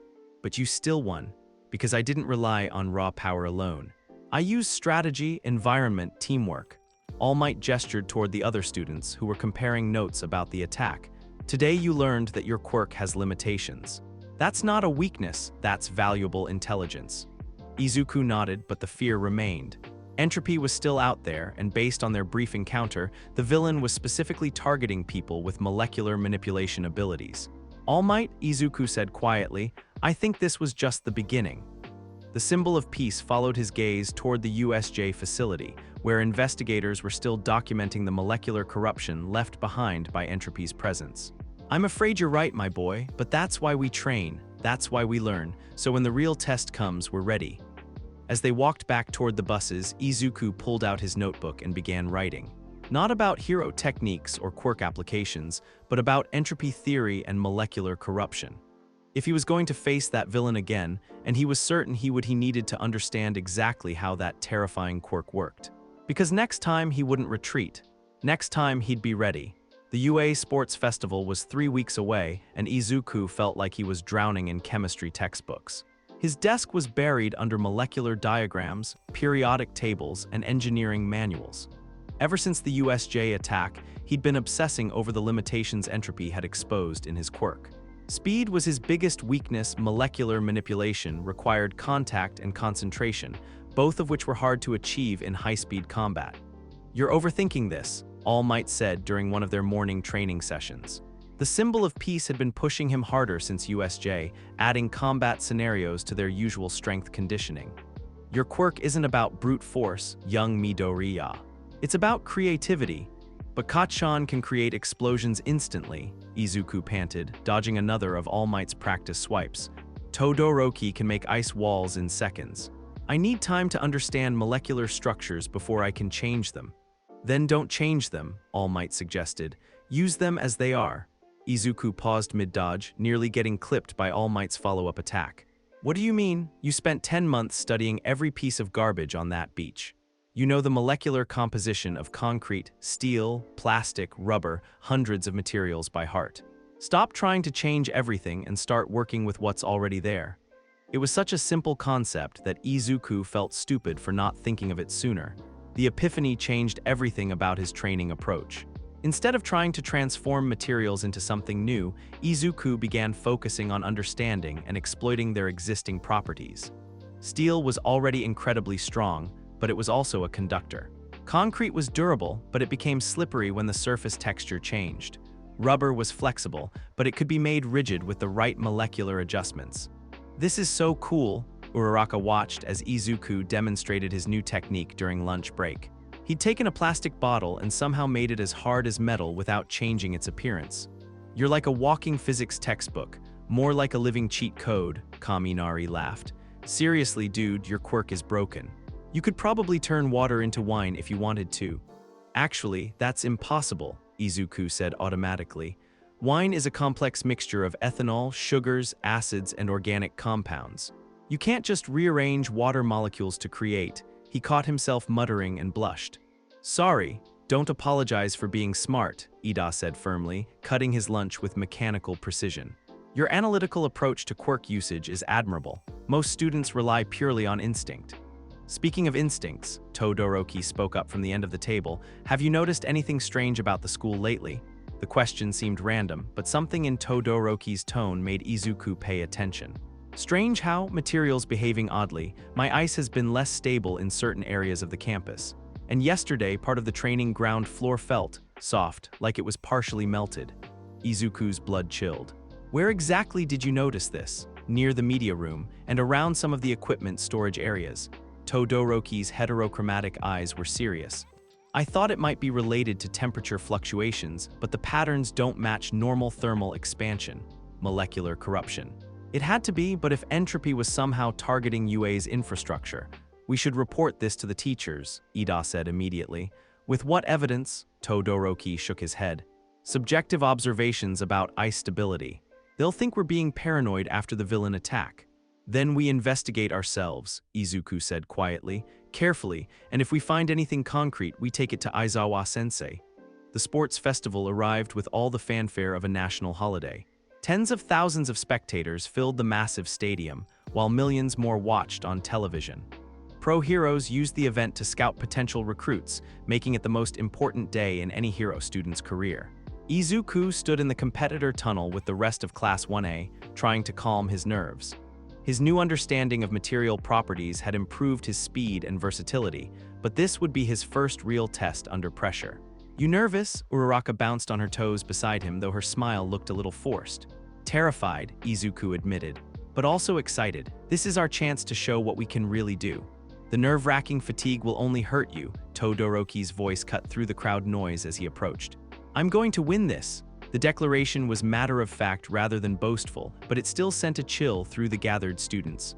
Oh, Bakugo stepped forward, explosions crackling around his palms.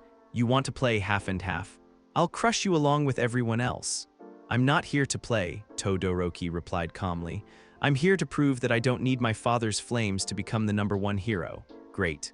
Izuku was competing against walking natural disasters who had personal stakes beyond just winning. This was going to be fun. Present Mike's voice boomed across the stadium. And now the first round, the obstacle race.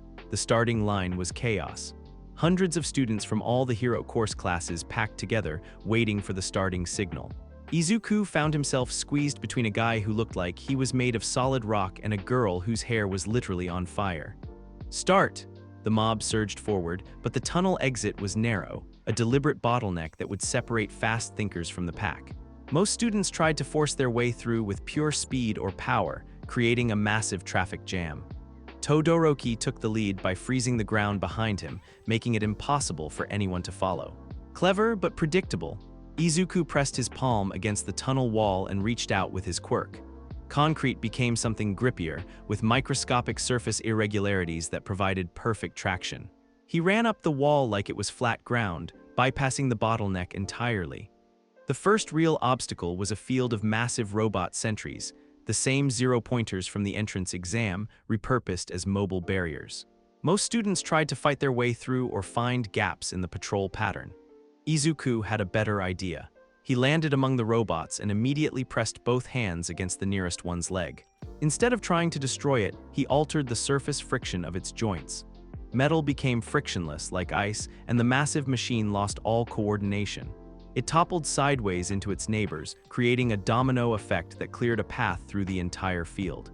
What an innovative approach from UAS Meidoria, Present Mike's commentary echoed across the stadium. Using the obstacles against themselves. The second obstacle was the fall, a massive chasm spanned only by thin ropes and pillars. Most students were forced to navigate carefully or use their quirks for flight or enhanced mobility. Izuku grabbed a handful of debris from the robot field and used his quirk to transform it into something lighter than air but stronger than steel. Within seconds, he'd created a makeshift hang glider that carried him across the chasm in style. Incredible, Meidoria is literally creating new materials on the fly. The final obstacle was a minefield. Explosive charges buried throughout a field of soft dirt, designed to slow down the leaders and give the pack time to catch up. Pink smoke marked each explosion, and the charges were powerful enough to launch a person several meters into the air. Most students tried to navigate carefully around the mines. A few speedsters like Ida used pure velocity to minimize their time in the danger zone. Izuku did something nobody expected. He ran straight into the most heavily mined section, grabbed a double handful of the largest charges he could find, and used his quirk to destabilize their explosive compounds. The mines detonated in a chain reaction that would have been catastrophic. Except Izuku had also grabbed a piece of metal debris and converted it into the perfect blast shield. The explosion launched him through the air like a rocket, carried by a controlled detonation that sent him soaring over the heads of every other competitor. He landed in the stadium in first place, covered in pink smoke and grinning like a maniac. Meidoria takes the lead with the most spectacular finish in SPORTS festival history. The crowd was going absolutely insane. The cavalry battle was where things got complicated. As the first-place finisher, Izuku had 10 million points painted on his headband, making him the primary target for every other team. He'd managed to recruit Uraraka, Ida, and Tokoyami as teammates, but even with their combined quirks, staying ahead of 15 other teams would be nearly impossible. Strategy? Ida asked as they huddled together before the second round. Defense, Izuku said immediately. Everyone's going to come for us, so we focus on not losing the headband rather than stealing from others. Boring, Tokoyami muttered, but Dark Shadow nodded approvingly from his shoulder. I can make us weightless, Uraraka offered. Give Ida maximum mobility. And I can create barriers with my quirk, Izuku added. Turn the ground into obstacles for anyone chasing us. It was a solid plan. It lasted approximately 30 seconds. Team Todoroki came at them like a glacier, ice walls cutting off escape routes while Kaminari's electricity forced them to keep moving. Team Bakugo attacked from the other side, explosions and acid creating a deadly crossfire. Even Team Monoma from Class 1B was coordinating with the others, copying quirks to create unexpected combination attacks. "This is insane," Uraraka shouted as Ida carried them through a forest of ice spikes. "Why is everyone working together? Because they want to take down the leader," Izuku realized. Classic pack hunting behavior. That's when he noticed something that made his analytical mind start racing. The ice spikes Todoroki was creating were subtly wrong, not the composition. Those were normal frozen water. But the ground they were emerging from felt unstable under Izuku's quirk sense. Molecular corruption, faint but definitely present. Someone had been tampering with the arena materials. "Ida, evasive maneuvers," Izuku called out, but it was too late. The corrupted ground gave way beneath them, creating a sinkhole that trapped their team in the middle of the battlefield. Every other team immediately converged on their position. Dark Shadow, Tokoyami's quirk, erupted outward, creating a barrier of living darkness that held off the first wave of attacks. But even Dark Shadow had limits, and 15 teams' worth of quirks were more than it could handle alone. That's when Izuku made a decision that went against every strategic instinct he had. Instead of defending, he went on the attack. He pressed both palms against the corrupted ground and reached out with his quirk, not to stabilize it, but to make it even more unstable. The molecular corruption was like a virus in the material structure, but viruses could be weaponized. The entire battlefield began to shift and buckle, creating chaos that affected every team equally. Students found themselves sliding into sudden valleys or scrambling up unexpected hills as the arena transformed into something resembling an earthquake simulator. "What's happening to the battlefield?" Present Mike sounded genuinely confused. "The ground is moving on its own." In the confusion, Team Midoriya managed to recover their position and start moving again. But the corruption was spreading faster than Izuku could control it, and other teams were adapting to the unstable terrain. "Midoriya," Todoroki's voice carried across the chaos. "What did you do?" "Someone corrupted the arena materials," Izuku shouted back. "I just accelerated the process." "Corrupted how?" Before Izuku could answer, the cavalry battle timer ran out. When the dust settled, Team Midoriya had managed to hold onto their 10 million point headband, but just barely. More importantly, the evidence of molecular corruption was now impossible to ignore. The individual tournament bracket was announced during the lunch break, but Izuku barely paid attention to the matchups. His mind was consumed by what he'd discovered in the cavalry battle. Someone had systematically weakened the sports festival arena. The corruption was subtle, almost undetectable, but it created structural instabilities that could have caused serious injuries if he hadn't noticed it and taken action. "You look troubled," a voice said behind him. Izuku turned to find a man in a press badge approaching, camera equipment slung over his shoulder. Just another member of the media covering the festival, except something felt wrong. The man's hands had an odd texture, like static given physical form. And when he moved, the air around him seemed to shimmer with the same wrongness Izuku had felt at USJ. "I'm fine," Izuku said carefully, taking a step back. "Are you? You seem to have noticed something during the cavalry battle, something that troubled you greatly." The man smiled, but it didn't reach his eyes. "I'm always interested in observant young heroes." Izuku's quirk was screaming warnings at him. "This wasn't a reporter. I need to go find my friends," Izuku said, continuing to back away. "Of course, but before you do," the man raised his camera and Izuku caught a glimpse of what was inside the lens housing. It wasn't a camera at all. It was some kind of device that looked like crystallized corruption designed to spread molecular instability through focused emissions. Entropy had been here all along, infiltrating as fake media, systematically weakening the festival infrastructure, studying how Izuku's quirk worked under pressure. "You've been very educational, young Midoriya," the false reporter said. "I've learned so much about how you adapt to corrupted materials. Next time we meet properly, I'll be even better prepared." He melted back into the crowd before Izuku could react, leaving behind only the faint scent of molecular decay and the terrible knowledge that Entropy had been watching everything. The tournament was about to begin, but suddenly individual combat felt like the least of Izuku's worries.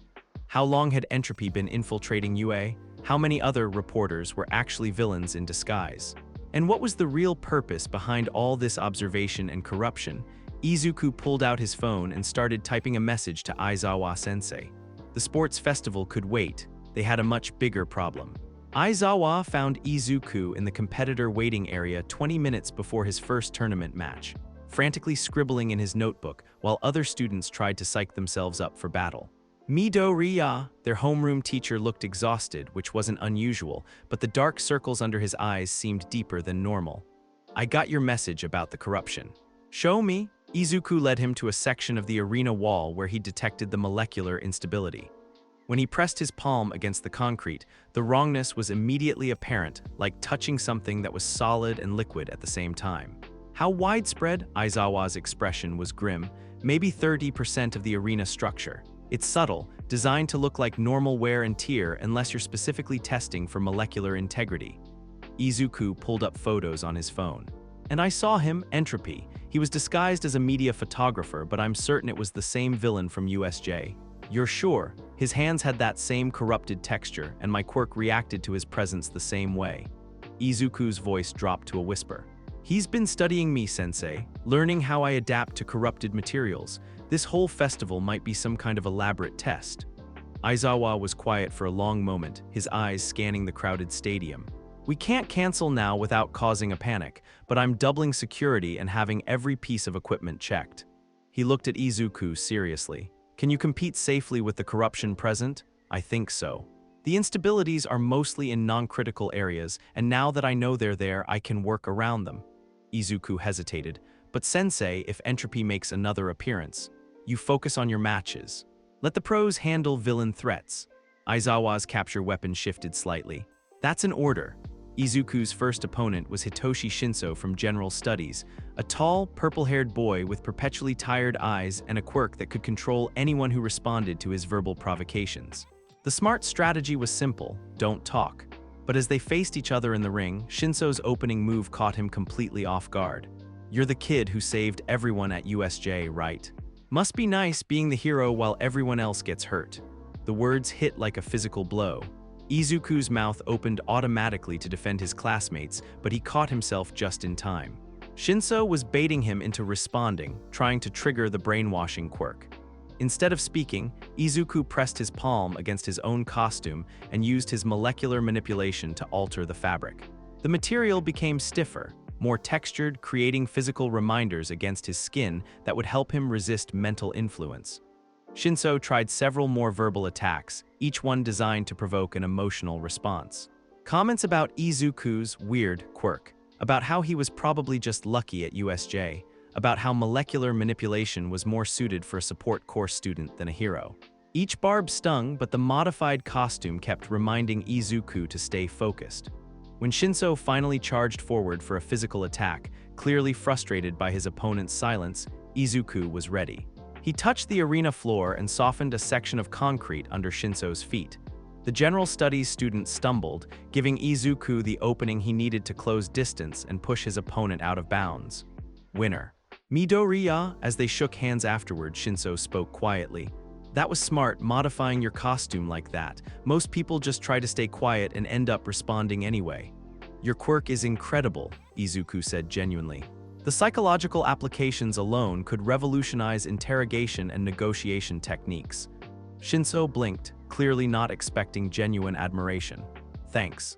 Good luck in the next round. The second round matched Izuku against Todoroki, and the moment they stepped into the ring, the temperature seemed to drop 10 degrees. I won't hold back, Todoroki said, ice already forming around his right foot. I'm going to prove I can win using only half my power. Only half? Izuku pulled out a piece of metal debris from his pocket, a habit he'd developed for quick material access. That seems like a waste. The ice wall that erupted toward him was massive, but Izuku was ready. He touched the metal in his hand and converted it into something with extremely low thermal conductivity, then shaped it into a heat-absorbing panel that could deflect the worst of the freezing attack. But Todoroki wasn't done. Ice spikes, frozen barriers, entire sections of the arena turned into a winter wasteland. The attacks were relentless, forcing Izuku to constantly adapt his materials and strategies. Why won't you fight back properly? Todoroki demanded, breathing hard from the massive quirk usage. You're just defending. That's when Izuku realized what this was really about. Todoroki wasn't fighting him, he was fighting his own internal demons, trying to prove he could be a hero without using his father's flames. You know what heat is, right? Izuku called out, dodging another ice spike. At the molecular level, what? Heat is just atomic motion. Faster molecules, higher temperature. Slower molecules, lower temperature. Izuku pressed his palm against one of Todoroki's ice walls and began altering its molecular structure. Your ice quirk isn't separate from your fire quirk, they're two sides of the same power. The ice wall began to change, not melting but transforming into something crystalline and beautiful, like frozen fire made solid. Heat and cold, motion and stillness, creation and preservation, they're all part of the same molecular dance. Izuku looked directly at Todoroki. You're not using half your power. You're using half your understanding. Something shifted in Todoroki's expression. My power, it's mine, isn't it? Always was. The question is whether you're going to let someone else's mistakes define how you use it. Flames erupted from Todoroki's left side, not in anger but in acceptance. The combination of ice and fire created steam that filled the arena, turning the battlefield into something ethereal and otherworldly. Thank you, Todoroki said quietly. Then, louder.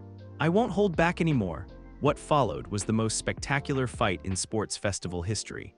Ice and fire versus molecular manipulation, elements versus engineering, raw power versus creative adaptation.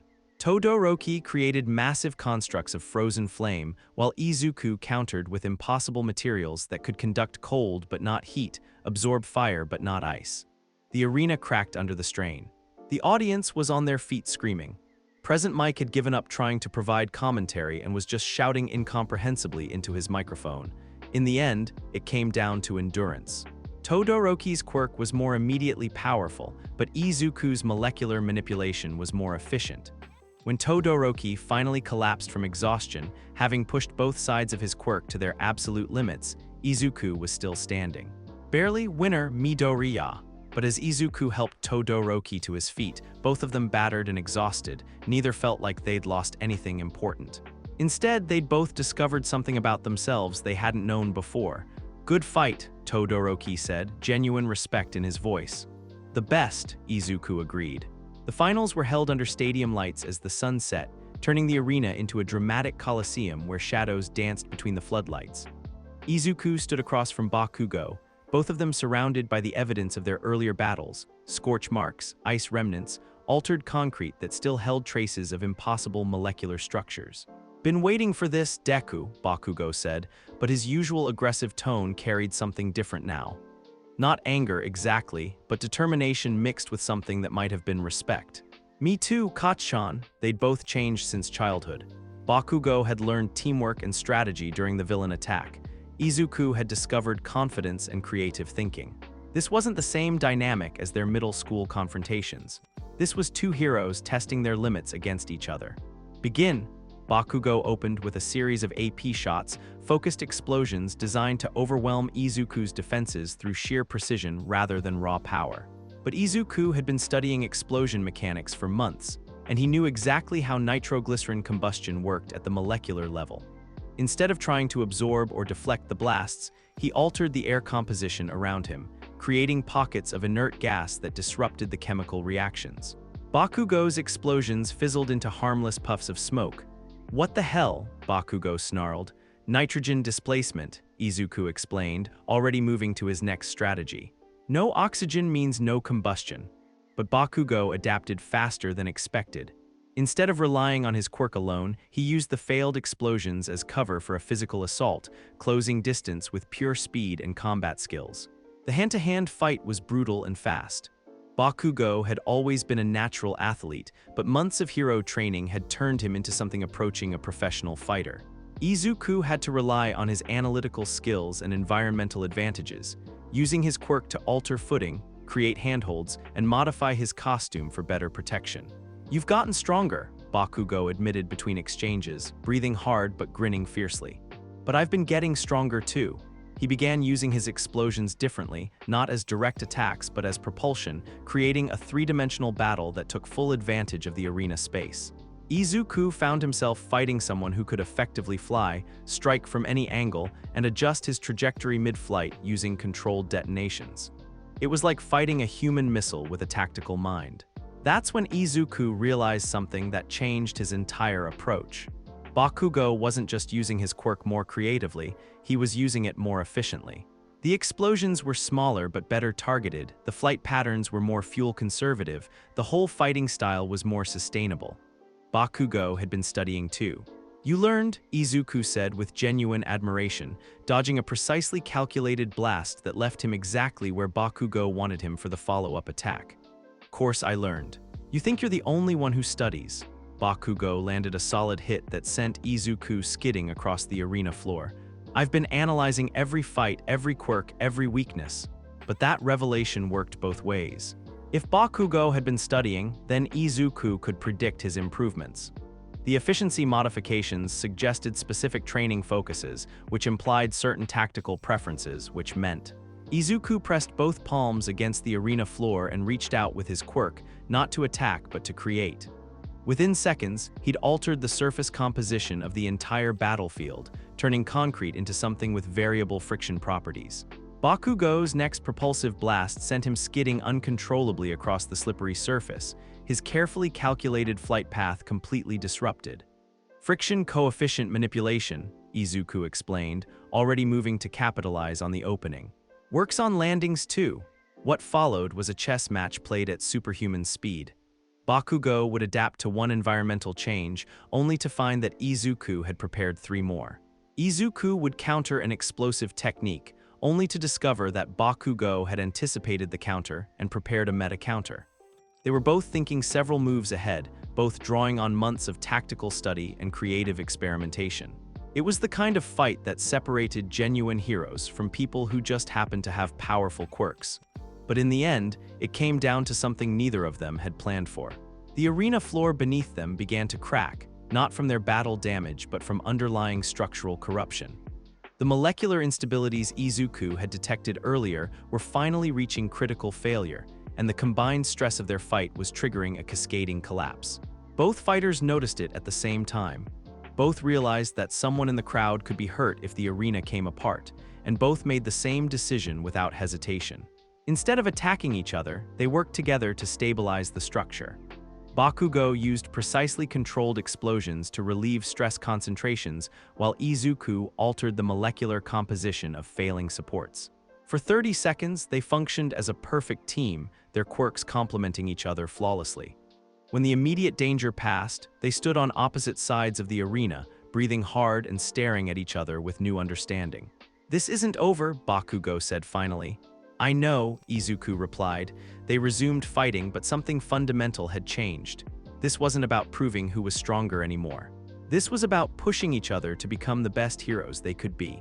The match ended when both fighters collapsed from exhaustion simultaneously, having pushed themselves far beyond their normal limits. After a long discussion, the judges declared it a draw, but announced that Izuku would be considered the winner based on technical points scored before the final exchange. As Izuku stood on the winner's podium, accepting the gold medal from All Might himself, he found himself scanning the crowd for signs of entropy. The villain had been watching, studying, learning, but for what purpose? "You did well, my boy," All Might said quietly as he placed the medal around Izuku's neck. "But stay alert. I have a feeling this is just the beginning." In the stands, a figure in a press badge was already walking away, having seen everything he needed to see. The next phase of his plan could begin. Molecular manipulation was more versatile than he'd expected, but versatility meant complexity, and complexity meant vulnerabilities. Entropy smiled beneath his hood. Soon, he would test just how many vulnerabilities the young hero really had. "So you want to intern with Backdraft?" All Might looked confused as he reviewed Izuku's internship choice. After winning the sports festival, Izuku had received offers from dozens of pro-hero agencies, flashy combat specialists, high-ranking heroes, even a few from the top 10. Instead, he'd chosen a relatively unknown rescue hero whose claim to fame was preventing building collapses and coordinating disaster relief. "I know it seems like an odd choice," Izuku said, pulling out his notebook filled with research on various heroes. "But look at his record. Backdraft has the lowest civilian casualty rate of any hero working in urban environments. His water manipulation quirk isn't particularly powerful, but he uses it with incredible precision for structural support and crowd control. That's admirable, young Midoriya, but combat experience is important, but it's not everything." Izuku flipped to a page covered in disaster response statistics. "Most hero work isn't about fighting villains. It's about saving people from accidents, natural disasters, infrastructure failures. Backdraft specializes in exactly the kind of situations where molecular manipulation could make the biggest difference." All Might studied the data Izuku had compiled. You've thought this through thoroughly. I want to learn how to help people, not just how to fight them, and after what I discovered about the corruption at the sports festival, Izuku's expression grew serious. I think we're going to need heroes who understand how buildings and infrastructure really work. Backdraft's agency was located in a converted fire station in one of Tokyo's older districts. The building itself looked like it had been reinforced and modified dozens of times over the years, creating a patchwork of different architectural styles and materials that somehow worked together harmoniously. Midoriya, right? The hero himself was shorter than Izuku had expected, with graying hair and calloused hands that spoke of years of practical work. His water manipulation quirk gave him perfect control over liquid density and pressure, but he used it more like a precision tool than a weapon. I'll be honest, I was surprised by your application. Most sports festival winners want to intern with combat heroes. I want to learn how to save people, Izuku said simply. Good answer. Come on, let me show you what real hero work looks like. The tour of the agency was an education in itself.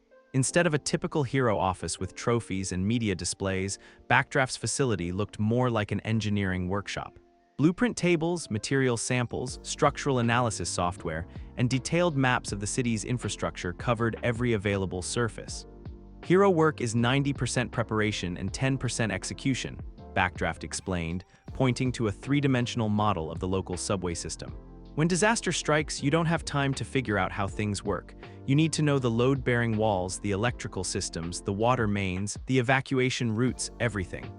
That's incredible, Izuku breathed, studying the level of detail in the models. How do you keep track of it all? Years of practice, and a good team. Backdraft gestured to several other heroes working at computer terminals. We're not flashy, but we prevent more deaths than most of the top 10 combined. That first day, Izuku didn't encounter a single villain. Instead, he spent 8 hours learning about urban engineering, structural analysis, and disaster response protocols. It was exactly what he'd hoped for. The hero name selection happened during his second week of internship.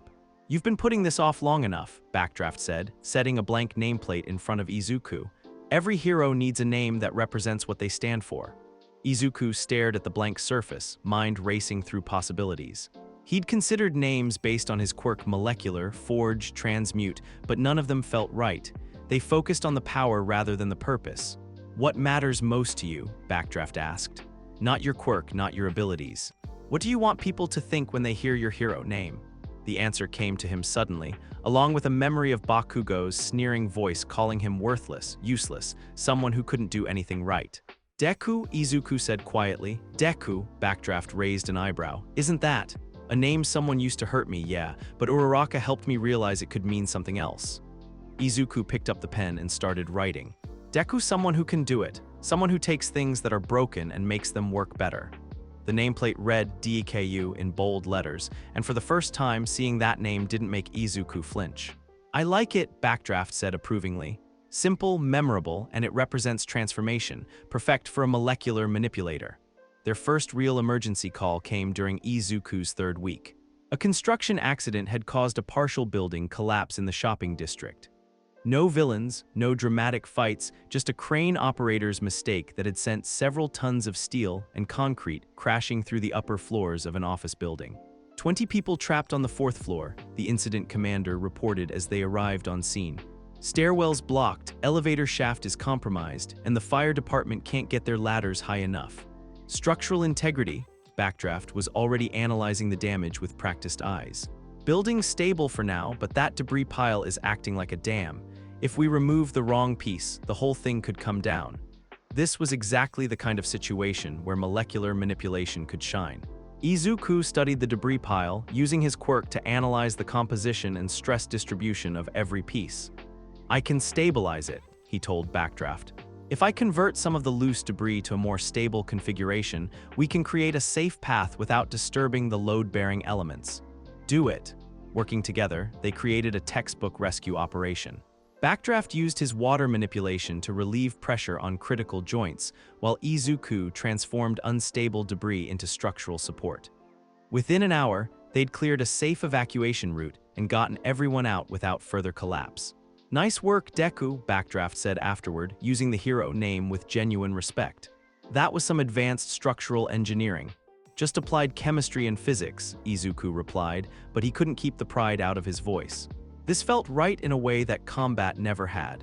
The Stain encounter happened almost by accident.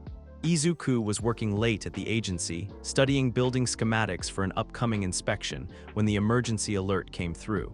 Multiple heroes down in an alley in Hosu City. Possible villain attack. Backdraft was responding to a different emergency, leaving Izuku to monitor communications.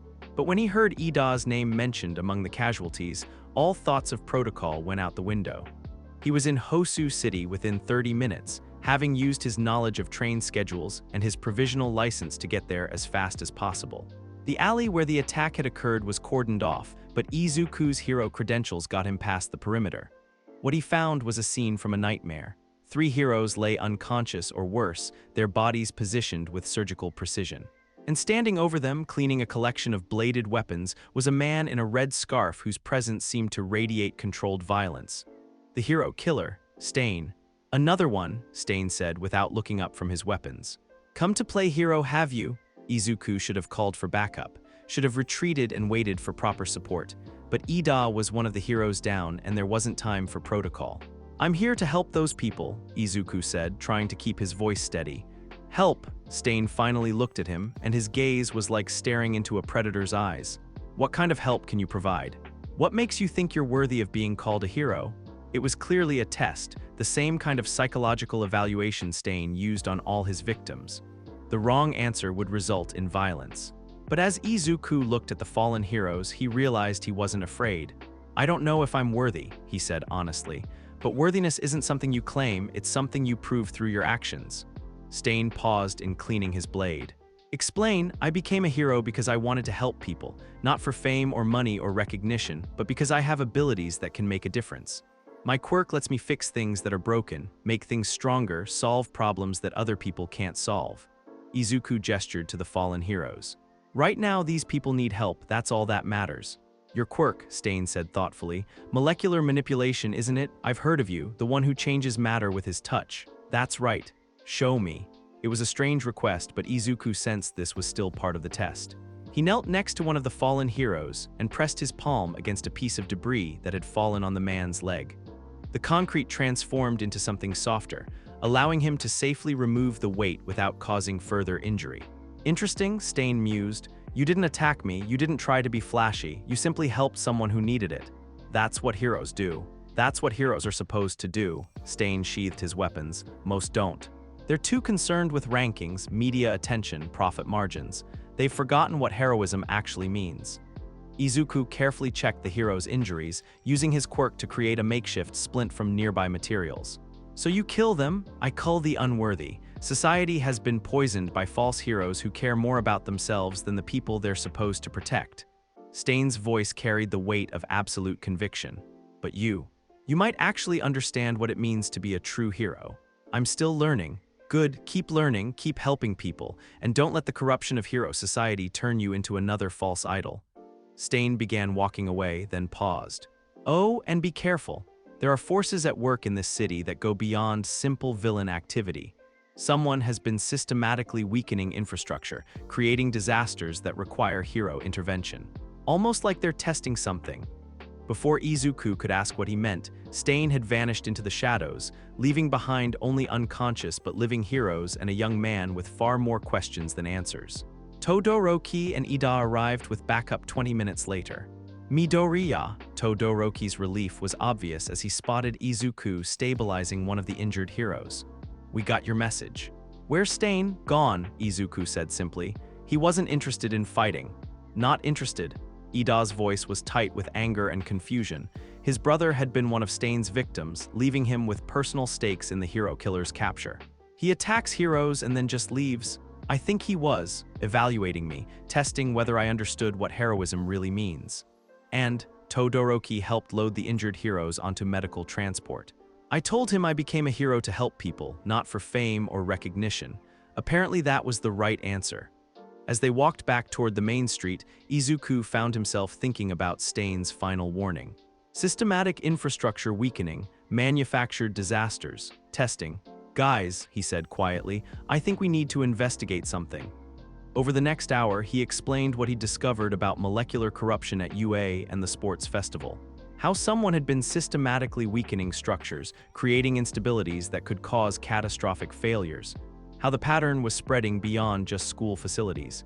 "You think it's connected to the League of Villains?" Ida asked. "Maybe, or it could be something bigger." Izuku pulled out his phone, showing them photos he'd taken of corrupted materials. "The corruption has specific characteristics. It's too organized to be random villain activity. Someone with a very particular quirk is doing this deliberately, and they're getting better at it. We should report this to the authorities," Todoroki said immediately. "We will. But first, let me show you something." Izuku led them to a nearby building that looked perfectly normal from the outside. But when he pressed his palm against the foundation and extended his quirk sense, the wrongness was immediately apparent. "This whole building is compromised," he said grimly. "The corruption is subtle, designed to look like normal wear and tear, but it's systematic. Someone has been here recently, weakening specific structural elements." "How recent?" Ida was already pulling out his phone to call for evacuation. "Within the last week, I'd guess, and based on the pattern." Izuku studied the distribution of corruption, using his analytical skills to trace the most likely access points. "They're not doing this randomly. They're creating a network." The implications were staggering. If someone was systematically corrupting buildings throughout the city, they could trigger massive casualties with a single coordinated attack. Hundreds of structures could fail simultaneously, overwhelming emergency services and creating chaos on an unprecedented scale. "We need to map this," Todoroki said, ice beginning to form around his feet as his quirk responded to his emotional state. "Figure out the scope and pattern. Already working on it." Izuku was taking detailed photos and notes. "But we're going to need help. This is bigger than anything we can handle alone." As they coordinated the building evacuation and called for professional analysis, Izuku couldn't shake the feeling that they were running out of time. Entropy, because he was certain this was Entropy's work, was building towards something. All this observation, all this systematic weakening, all this careful preparation. It was leading up to something catastrophic. And based on the increasing frequency of corruption incidents, that something was going to happen soon. Back at Backdraft's agency, Izuku spread out a map of Tokyo and began marking every location where he detected molecular corruption. The pattern that emerged was both terrifying and brilliant. Strategic infrastructure nodes, power stations, transportation hubs, emergency service facilities, communication centers. Whoever was doing this wasn't just causing random damage, they were targeting the systems that kept the city functional. "This is bad," Backdraft said, studying the marked locations. "If even half of these fail simultaneously, complete urban collapse," Izuku finished. "No power, no transportation, no communication, no emergency services. The perfect conditions for large-scale villain activity. Or something worse." Izuku's phone buzzed with a text from an unknown number. "Impressive detective work, young manipulator. You're learning faster than I expected. Soon we'll see how well you've learned." Entropy knew he was investigating, knew he was getting close to understanding the plan, and apparently that was exactly what the villain wanted.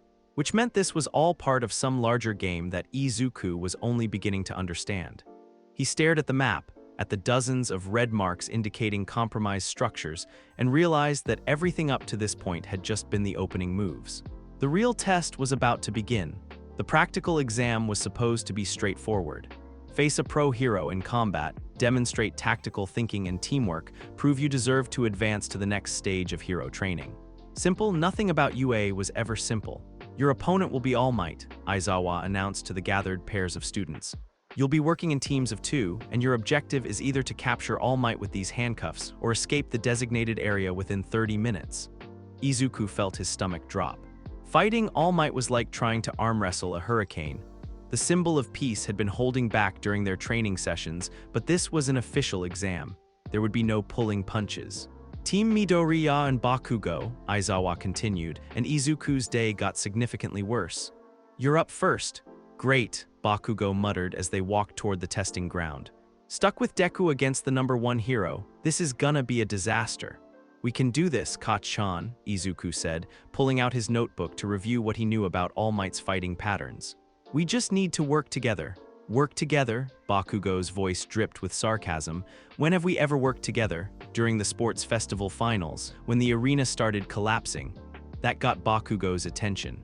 For a moment, his perpetual scowl softened into something that might have been thoughtful consideration. That was different. People were in danger. People are always in danger, Izuku pointed out. That's why we're becoming heroes. The testing ground was a mock city district, complete with buildings, streets, and plenty of environmental elements for creative tactics. Izuku immediately began analyzing potential materials, while Bakugo tested the range and acoustics with small explosions. "So what's the plan, nerd?" Bakugo asked, though his tone was more collaborative than insulting. "All Might's greatest strength is also his biggest weakness," Izuku said, sketching building layouts in his notebook. "He's incredibly powerful, but that power makes him predictable. He tends to go for direct solutions, punch through obstacles, leap over barriers, overwhelm opposition with raw force. And that means he probably expects us to either run away or try to match his power output. Both losing strategies." Izuku pointed to several buildings on his map. "But what if we don't fight him directly? What if we make him fight the environment instead?" Bakugo studied the sketch, his tactical mind engaging despite his usual preference for direct confrontation. "Environmental manipulation. Use your quirk to control the battlefield." "Exactly, but I'll need cover while I work and someone to capitalize on the openings I create." Izuku looked at his childhood friend seriously. "Can you trust me?" For a long moment, they stared at each other. Years of rivalry, anger, and misunderstanding hung between them. But underneath all of that was something that had never really disappeared, the bond between two kids who had dreamed of being heroes together. "Don't make me regret this, Deku," Bakugo said finally. "I won't." "Begin." All Might's voice boomed across the testing ground, and immediately the sound of approaching footsteps shook the pavement. Phase 1 of Izuku's plan was pure misdirection. Instead of hiding, they ran straight toward All Might, splitting up at the last second to approach from different angles. It looked like a direct assault, exactly what the symbol of peace would expect from overconfident students. Texas Smash. The wind pressure from All Might's punch would have flattened them both, but Izuku had pressed his palms against the street surface during his approach. The concrete beneath All Might's feet suddenly became something much less stable, not quite liquid, but no longer solid enough to provide proper leverage. All Might's devastating attack went wide, and for just a moment, the greatest hero in the world was off balance. Bakugo struck immediately, not with explosions but with tactical positioning. He used controlled blasts to launch himself onto All Might's back, attempting to lock on the restraint cuffs, while their opponent was still recovering from the unexpected terrain shift. Clever, All Might spun and grabbed for Bakugo, but the explosive boy was already gone, having used another blast to launch himself clear. But you'll need more than tricks. Phase 2 involved actual structural manipulation. While All Might's attention was focused on Bakugo's aerial assault, Izuku had reached one of the nearby buildings. He pressed both palms against the foundation and began the most complex molecular restructuring he'd ever attempted. Steel support beams became something with different tensile properties, still strong enough to hold the building up, but flexible enough to bend rather than break. Concrete walls gained the ability to absorb and redirect kinetic energy. Glass windows became something that could flex without shattering. He wasn't destroying the building. He was turning it into the world's largest shock absorber. "What are you doing over there, young Midoriya?" All Might called out, deflecting another of Bakugo's explosive attacks with casual ease. "Creating opportunities," Izuku shouted back. The modified building was ready. Now came the dangerous part. "Kachan," Izuku pointed to the altered structure. "Drive him toward the building. And whatever you do, don't stop moving." For the next 5 minutes, Bakugo put on the most impressive display of three-dimensional combat Izuku had ever seen. Using his explosions for propulsion, he turned the entire testing ground into his personal flight space, attacking from every angle while gradually luring All Might toward the prepared building. All Might was clearly enjoying himself, grinning as he matched Bakugo's speed and creativity with raw power and experience. But he was also being herded, guided by Bakugo's tactical positioning into exactly where Izuku needed him. When All Might finally reached the modified building and threw a full-power punch at its wall, expecting to smash through it like tissue paper, the result was spectacular. The building absorbed the impact like a giant cushion, flexing and bending but not breaking. All Might's fist sank into the wall as if it were made of dense foam, trapping his arm up to the elbow. "What in the— now?" Izuku yelled. Phase 3 required perfect timing and absolute trust.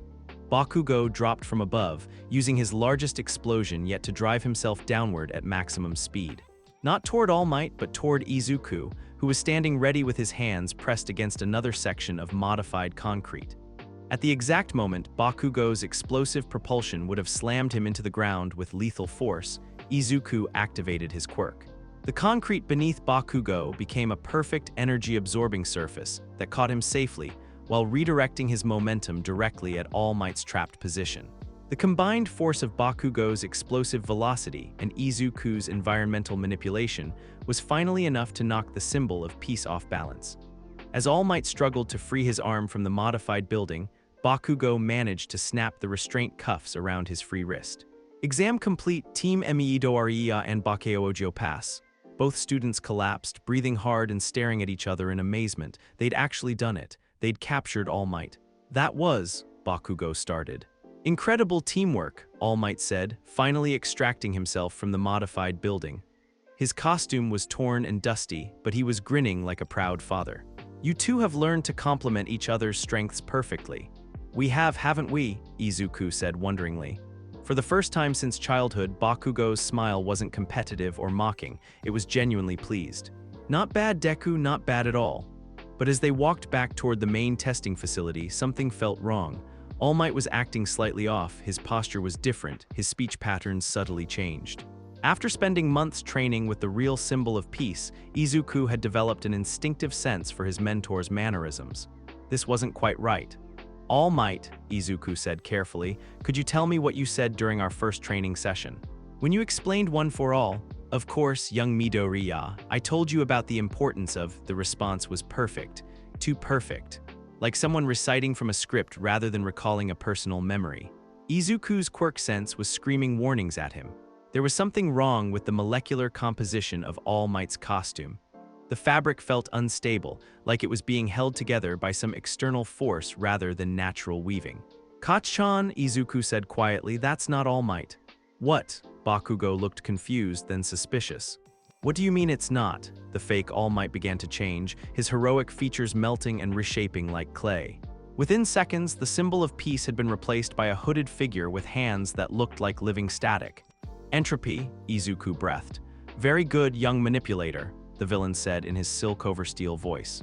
I was wondering how long it would take you to notice. Where's the real All Might? Bakugo demanded, explosions already crackling around his palms. Safe for now. I simply wanted the opportunity to observe your abilities up close. And I must say, you've exceeded my expectations. Entropy raised one corrupted hand, and immediately the environment began to feel wrong. The modified building Izuku had created started to decay, its altered molecular structure becoming unstable and dangerous. Your combination of molecular manipulation and that enhancement quirk is fascinating, Entropy continued conversationally. I've been studying the energy signatures, and I believe I understand how they interact now. That's when Izuku realized they were in serious trouble. Everything he'd done during the exam, all the environmental manipulation, all the creative material modifications had been observed and analyzed by someone whose entire quirk was designed to counter his abilities. Run, Izuku told Bakugo, like hell. This isn't like the sports festival or USJ. He's had time to study us, prepare specifically for our abilities. We can't, Entropy attacked without warning, corruption spreading outward in a wave that made the very air feel toxic. Bakugo's next explosion misfired as the chemical composition of his nitroglycerin sweat became unstable. Izuku's attempt to create a barrier failed when the concrete he was manipulating turned to dust in his hands. But instead of panicking, Izuku's analytical mind shifted into overdrive. Entropy's quirk corrupted existing matter by destabilizing molecular bonds. But what if the matter didn't exist long enough to be corrupted? What if he could create and transform materials faster than Entropy could break them down? It was time to try something he'd been theorizing about but never attempted. A combination of one for all's enhancement with molecular manipulation that pushed both quirks to their absolute limits. Molecular burst, he whispered, activating one for all at 10% higher than he'd ever safely used before. The enhancement didn't just affect his physical capabilities. It supercharged his molecular manipulation, allowing him to restructure matter at speeds approaching instantaneous. The ground beneath his feet became a launching platform that propelled him toward Entropy faster than the corruption could spread. Materials formed and dissolved around him like liquid light barriers. Weapons, tools, all created and discarded in fractions of seconds as his enhanced quirk adapted to Entropy's countermeasures in real time. Impossible, Entropy hissed, his corruption field struggling to keep up with the rapid-fire molecular changes. Matter can't be manipulated that quickly. Matter can't, Izuku agreed, landing a solid hit with a staff he'd created from rebar and transformed mid-swing. But molecular bonds can be enhanced just like physical strength. For 30 seconds, Izuku fought at a level that should have been impossible for a first-year student. His enhanced molecular manipulation created attacks, defenses, and environmental advantages faster than Entropy could corrupt them. It was like watching someone fight with the fundamental forces of chemistry itself. But One for All at 10% was destroying his body, and even enhanced molecular manipulation had limits. When Entropy managed to land a direct touch on Izuku's shoulder, the corruption spread through his costume and into his skin. The wrongness was immediate and nauseating. Izuku could feel his own molecular structure becoming unstable, his cellular bonds threatening to break down completely. Interesting, Entropy said, studying the spreading corruption with scientific fascination. I wondered what would happen if I corrupted organic matter directly. Shall we find out? That's when Bakugo proved why he'd been considered the most talented student in their middle school. Instead of trying to attack Entropy directly, which would have been suicidal given how the corruption affected quirks, Bakugo targeted the environment around them. Massive explosions brought down chunks of debris that forced Entropy to focus on defense rather than offense. The distraction gave Izuku just enough time to try something desperate. Using his molecular manipulation on his own corrupted tissue, he began converting the affected cells into something else entirely. Not healing, he couldn't reverse the corruption. But he could transform the damaged material into inorganic matter that would slough off harmlessly. It was agonizing, like performing surgery on himself at the molecular level, but it worked. The corruption stopped spreading, leaving him injured but alive. Clever, Entropy acknowledged, but ultimately futile. You can't run forever, and I'm learning your techniques faster than you can develop new ones. That's when the real All Might arrived. Get away from MY students. The symbol of peace hit Entropy like a golden meteor, driving the villain through the side of a building with earth-shaking force. But instead of being hurt, Entropy seemed pleased by the development. Ah, the real symbol of peace, right on schedule. What? All Might looked confused, then alarmed as he realized the implications. This was a trap, an experiment, Entropy corrected. I needed to see how the boy's enhanced molecular manipulation worked under extreme stress. The data I've collected today will be invaluable for my final preparations. He began backing toward a portal that Kurogiri was opening nearby. Thank you for the educational experience, young manipulator. When we meet again, I'll be ready for everything you just showed me. Wait, Izuku struggled to his feet, ignoring his injuries. What are you really after? Why target molecular manipulators specifically? Entropy paused at the edge of the portal. Because in a world built on the illusion of permanent structure, someone needs to demonstrate that all things are temporary, even the foundations of hero society itself. He stepped through the portal, leaving behind only the scent of molecular decay and a testing ground that looked like a war zone. The medical examination afterward revealed the full extent of what had happened. You used One for All at 10% for over a minute, Recovery Girl scolded as she worked on his injuries. And that molecular manipulation technique you developed, Molecular Burst, puts incredible strain on your nervous system. You could have died. But it worked, Izuku pointed out.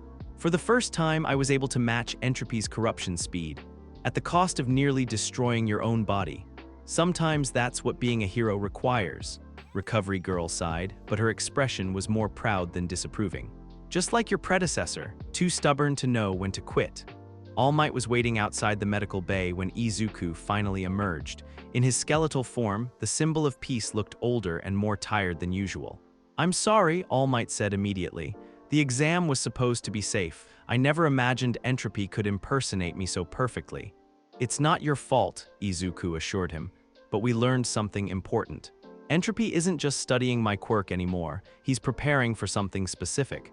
The corruption network you discovered, the systematic weakening of infrastructure, the careful observation of your abilities. All Might's expression was grim. It's all building towards something. A final test, Izuku agreed.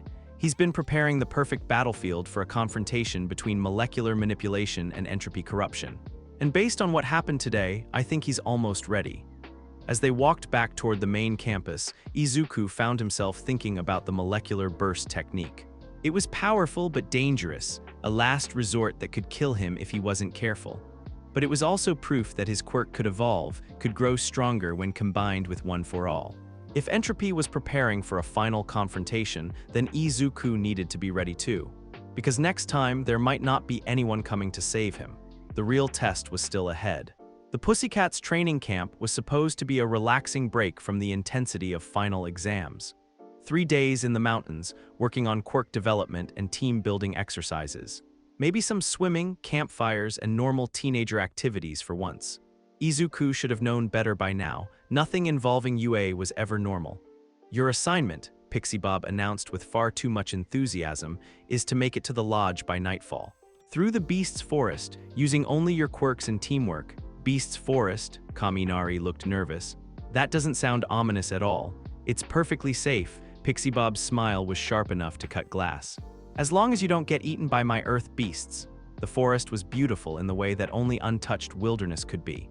Massive trees older than civilization, crystal clear streams, and air so clean it almost hurt to breathe after months of city pollution. But it was also clearly designed to challenge hero students in ways that urban environments couldn't. Stay together, Ida instructed with his usual precision.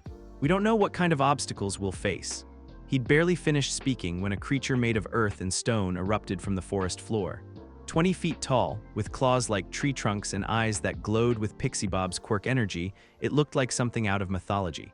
Earth Beast, Kaminari screamed, already charging up his electricity. But Izuku was studying the creature with analytical fascination rather than fear. It wasn't really alive, just dirt and rock held together by Pixie Bob's earth manipulation quirk, which meant it had a predictable molecular composition. Wait, he called out, pressing his palm against a nearby boulder. Let me try something. The stone transformed under his touch, becoming something with different crystalline properties. Then he reached out with his quirk, not toward the earth beast directly, but toward the ground around it. Dirt became sand. Sand became something even finer, like powder. The earth beast's foundation became unstable, and it collapsed into component materials with a confused roar. Whoa, Seiro breathed. You didn't even touch it. I didn't need to. I changed the medium it was standing on. Izuku was already moving toward the next obstacle, his mind racing with possibilities. If I can affect the environment around a target, maybe I don't always need direct contact. The training camp proper began the next morning with Aizawa's cheerful announcement that they'd be pushing their quirks beyond their normal limits. Midoriya, their homeroom teacher said, pointing to a section of forest where massive boulders had been arranged in geometric patterns. You're going to work on range and precision.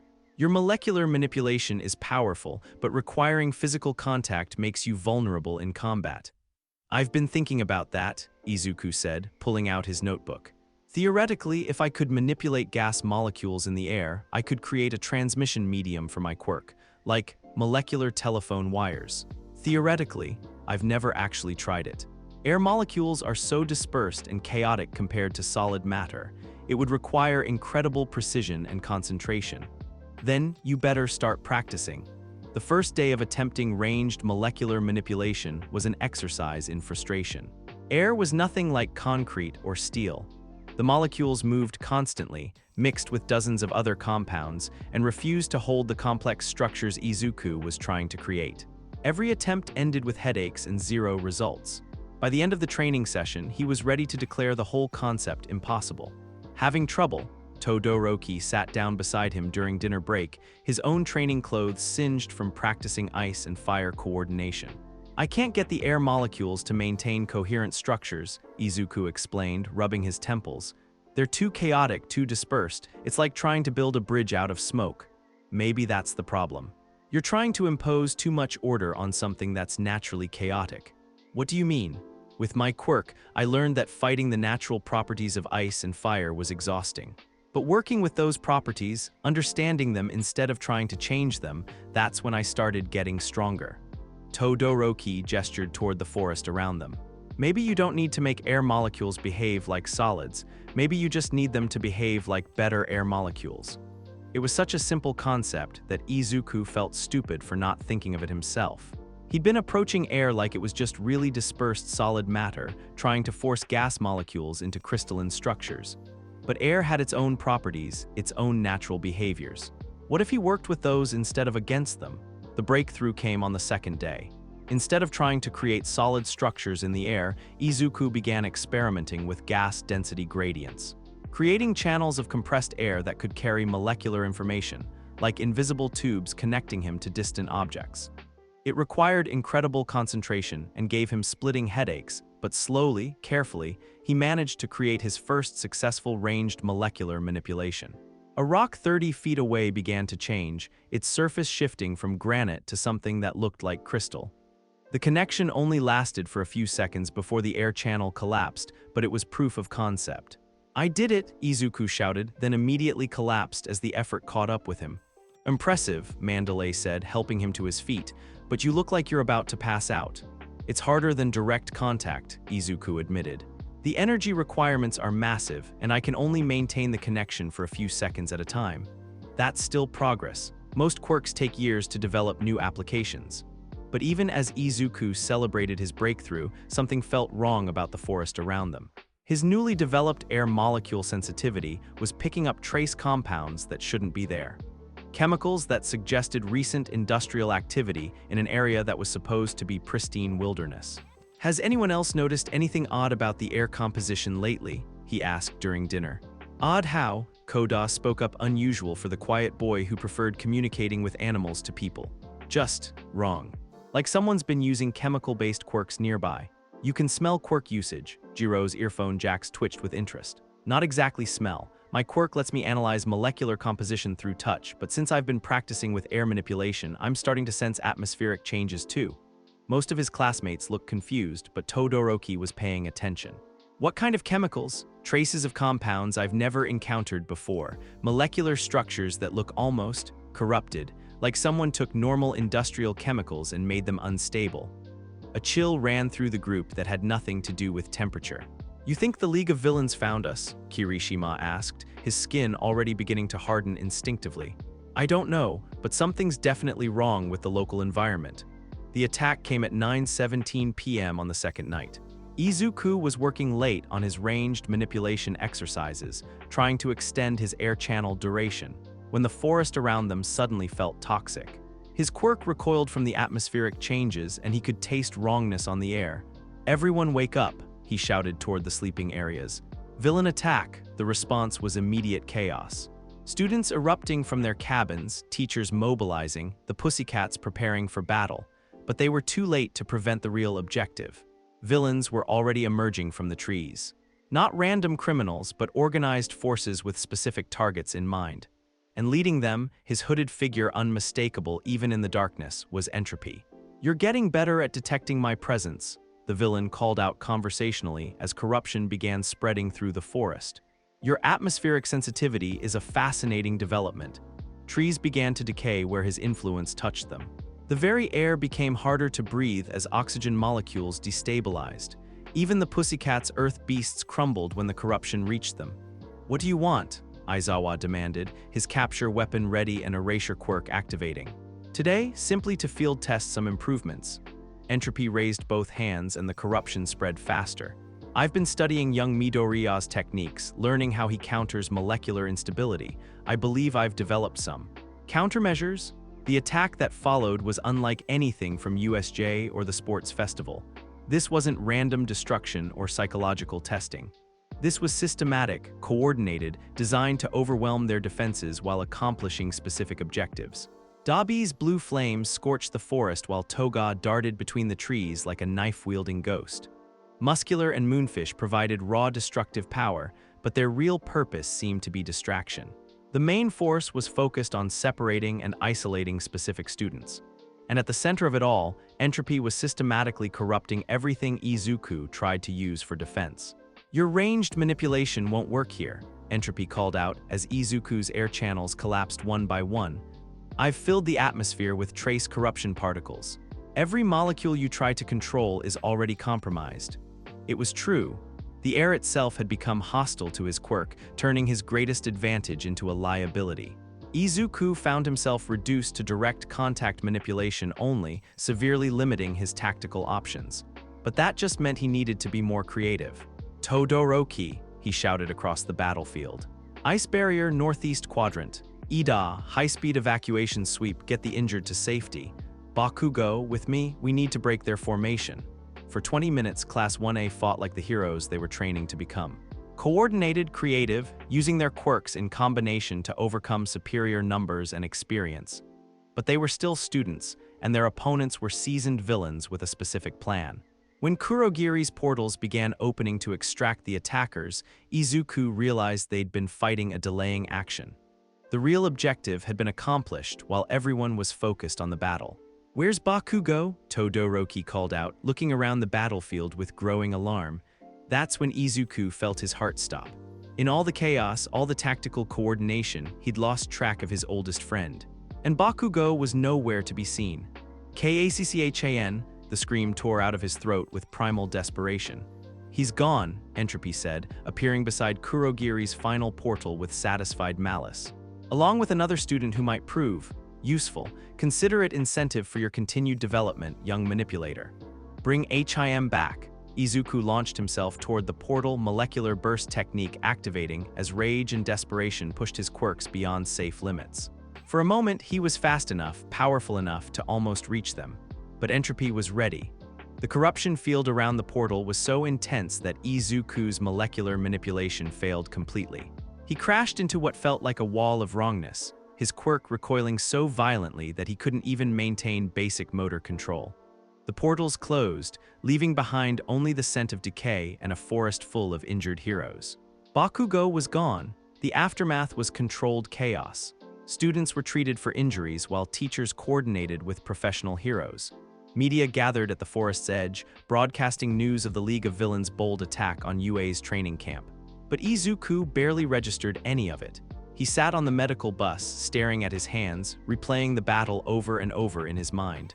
Looking for the moment where he could have done something different, could have prevented Bakugo's capture. "It's not your fault," Todoroki said quietly, sitting down beside him. "I should have kept track of him, should have realized they were targeting specific students. Should have what? Been psychic?" Todoroki's voice carried its own guilt. "We all missed it. We were too focused on fighting to see the real objective. That's not good enough. Heroes are supposed to save people, not lose them to villains. Heroes are also supposed to be human. We make mistakes, we learn, we do better next time." But there might not be a next time for Bakugo, and that thought was unbearable. Kirishima approached hesitantly, his usual cheerful demeanor replaced by determination that bordered on desperate. "I'm going after him." "What?" Izuku looked up sharply. "Bakugo, I'm not leaving him with those psychopaths. I know where they're going. I overheard some of their communication during the fight. They're heading to Kamino Ward." "That's insane," Ida protested. "We're students. We can't take on the League of Villains directly." "We can't abandon Bakugo either," Kirishima shot back. Izuku found himself caught between training and instinct, between being a good student and being a good friend.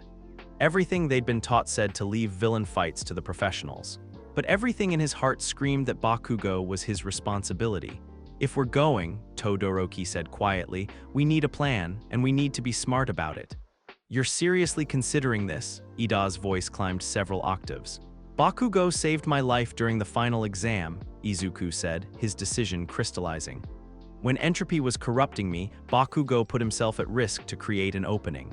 I won't abandon him now. Then we need equipment, information, a strategy that doesn't get us all killed." Izuku's analytical mind was already engaging, pushing past the emotional paralysis. "Give me 6 hours. I'll figure out a way to counter Entropy's corruption, create gear for stealth insertion, and map the most likely locations for their base." 6 hours? Kirishima looked skeptical. "I have an idea. Something I've been theorizing about but never tried." Izuku pulled out his phone and started making calls. Molecular manipulation isn't just about changing materials, it's about understanding them completely. And if I understand Entropy's corruption well enough. The preparation took place in Izuku's room, with components acquired through a combination of ingenuity, school resources, and several legally questionable purchases. "Remind me what we're looking at here," Todoroki asked, studying the bizarre collection of equipment Izuku had assembled. "Anti-corruption gear," Izuku explained, using his quirk to modify a set of hero costumes.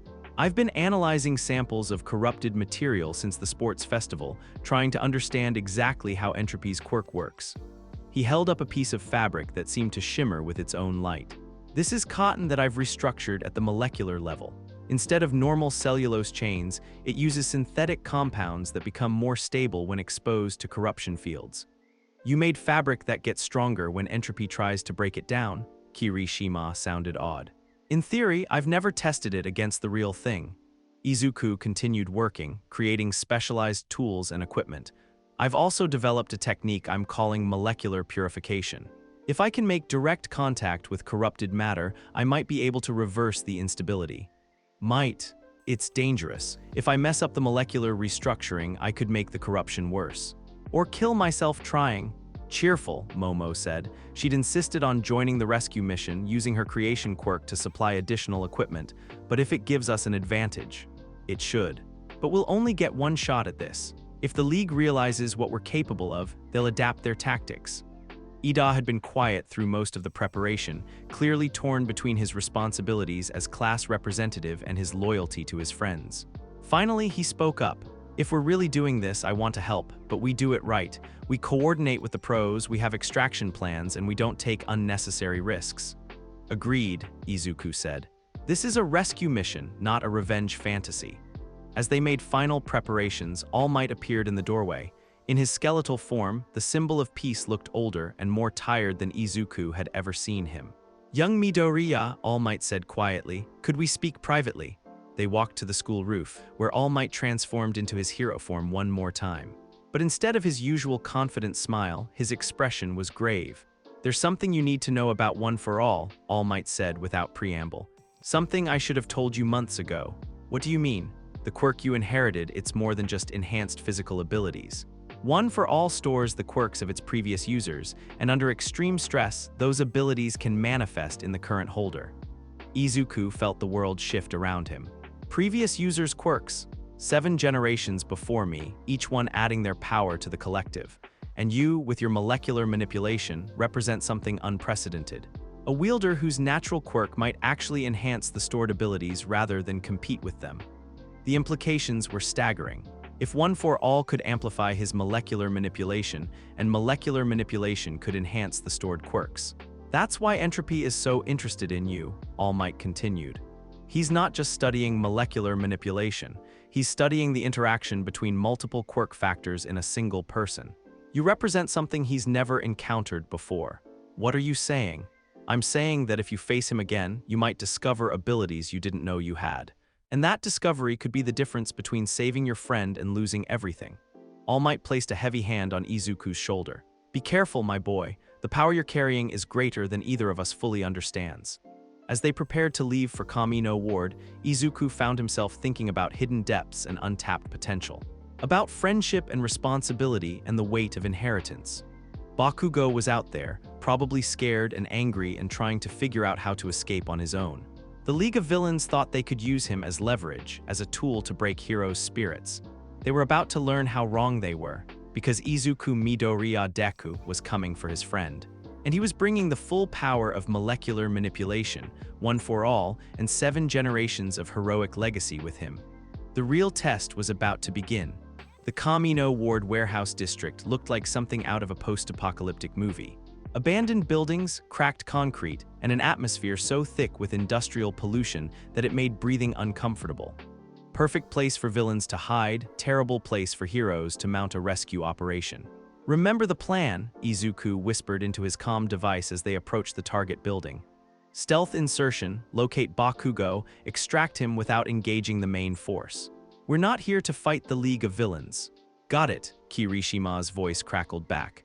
The red-haired boy was barely containing his nervous energy, his hardening quirk flickering on and off without conscious control. Visual on the building, Todoroki reported from his position. No obvious guards, but there are thermal signatures inside, at least a dozen people.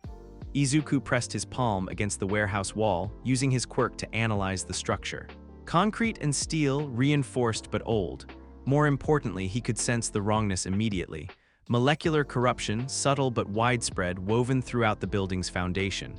It's a trap, he said quietly. The whole building is compromised with Entropy's corruption. They knew we were coming. How is that possible? Momo asked, her creation quirk already preparing countermeasures. They probably counted on us trying a rescue.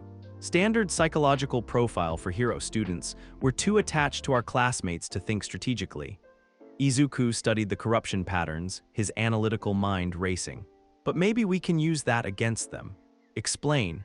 The corruption is designed to make the building unstable if anyone tries to use quirks inside, but I've been studying how to reverse molecular decay. If I can purify the corrupted materials while we move through the building, you can turn their trap into our advantage, Ida finished, his engines humming with anticipation. In theory, but it's dangerous. If I mess up the purification process, I could make the corruption worse. We trust you, Kirishima said firmly. Just get us to Bakugo. The infiltration began at 11:47 p.m. Izuku led the way, his hands pressed against walls and floors as they moved, systematically purifying the molecular corruption ahead of their path. It was exhausting work that required incredible precision, but it created a safe corridor through the compromised building. Behind him, his classmates moved with professional quiet. Todoroki provided ice barriers to muffle sound.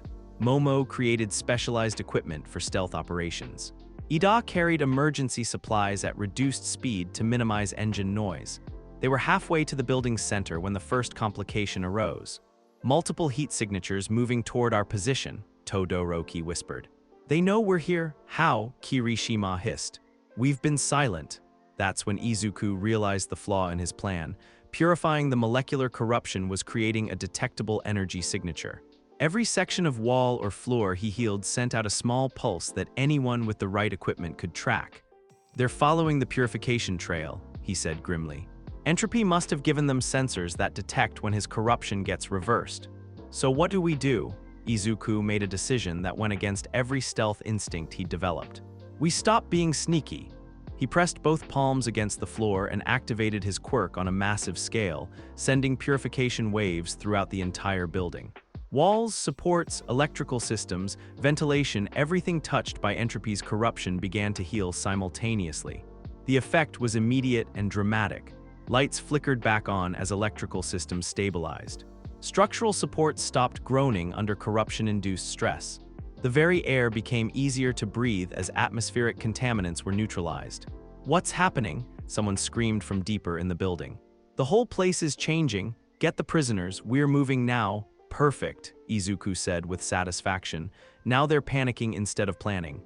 But his massive purification effort had also triggered something else. Deep in the building, where the corruption had been thickest, something was stirring. A presence that made Izuku's quirk recoil in instinctive terror. All for One was here. They found Bakugo in a reinforced chamber on the third floor, bound with quirk-suppressing restraints and looking murderous enough to incinerate someone with pure rage. About damn time, Bakugo snarled as Kirishima worked on the restraints.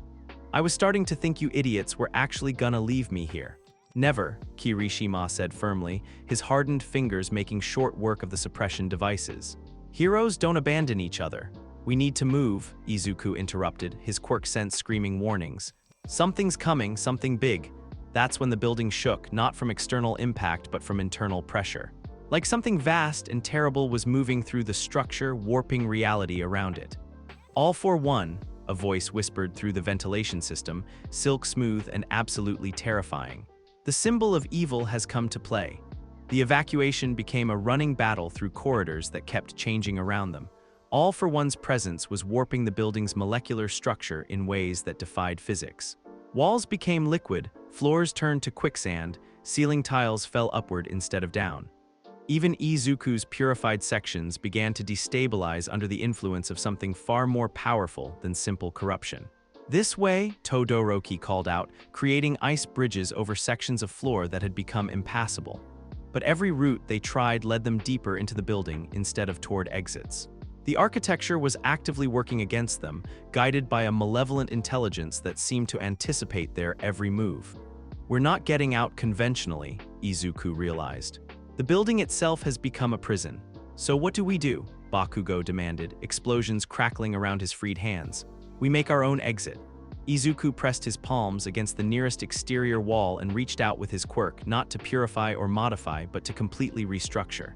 Concrete became something approaching liquid, steel supports became flexible cables, and within seconds, he'd created a hole large enough for all of them to escape through.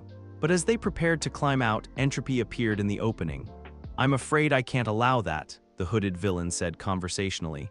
You see, this whole rescue attempt was anticipated, planned for. We needed you here, young manipulator. Needed me for what? To demonstrate the futility of opposing entropy, to show the world that even molecular manipulation, even the combination of multiple quirks in one person, cannot stand against inevitable decay. The corruption field that erupted from entropy was unlike anything Izuku had encountered before. Not just molecular instability, but something that seemed to attack the very concept of order itself. His quirk didn't just recoil, it screamed in agony as fundamental forces he'd never known existed began to tear at his connection to matter itself.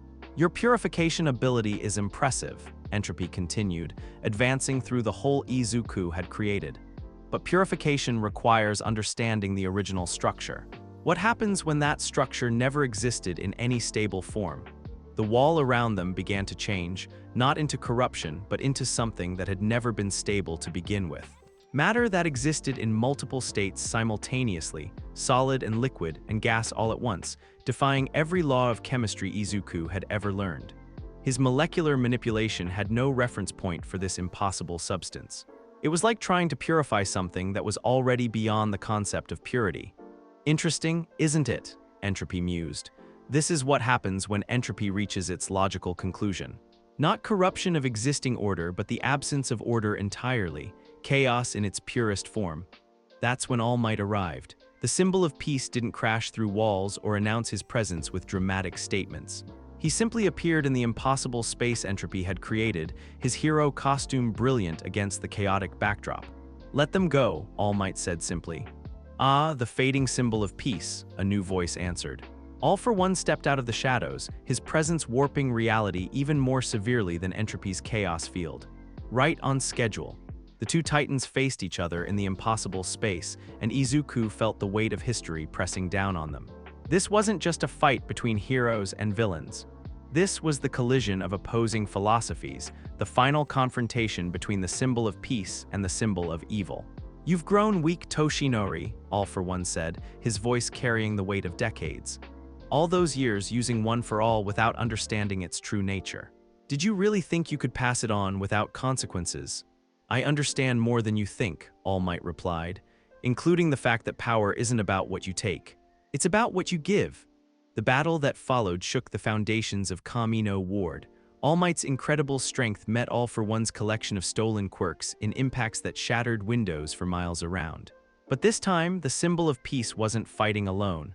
While the two legends clashed, Izuku coordinated with his classmates to support the battle in ways that made the difference. When All for One's stolen quirks created impossible attacks, Izuku used his molecular manipulation to create shields and barriers. When the building began to collapse under the strain, he reinforced critical supports. When All for One tried to steal more quirks from nearby heroes, Todoroki's ice created interference fields that disrupted the process. But most importantly, when Entropy tried to corrupt All Might's equipment and surroundings, Izuku was there with purification techniques that kept the symbol of peace fighting at full strength. United States of Smash. All Might's final blow was powered not just by One for All, but by the support of students who believed in everything he represented. The combined force sent All for One flying clear across the city, his collection of stolen quirks scattered by an attack that embodied the best of heroic cooperation. But victory came at a cost that everyone could see. All Might stood in his deflated form, steam rising from his body, looking older and more fragile than Izuku had ever seen him. The symbol of peace had given everything he had to protect them, and everyone present understood what that meant. It's finished, All Might said quietly. My time as the symbol of peace is over. The aftermath played out on live television.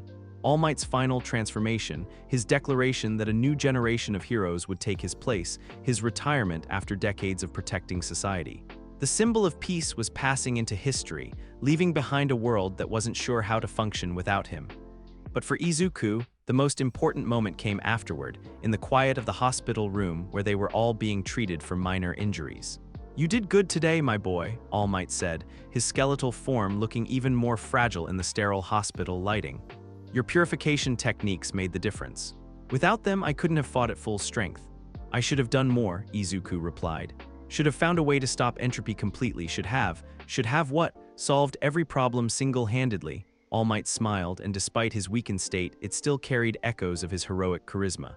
You're not the symbol of peace yet, young Midoriya. You're still learning, still growing, but today you showed me something important. What's that? That you understand what heroism really means. It's not about being the strongest or the smartest or the most powerful. It's about using whatever abilities you have to help others, even when the situation seems impossible. Izuku looked around the hospital room at his classmates.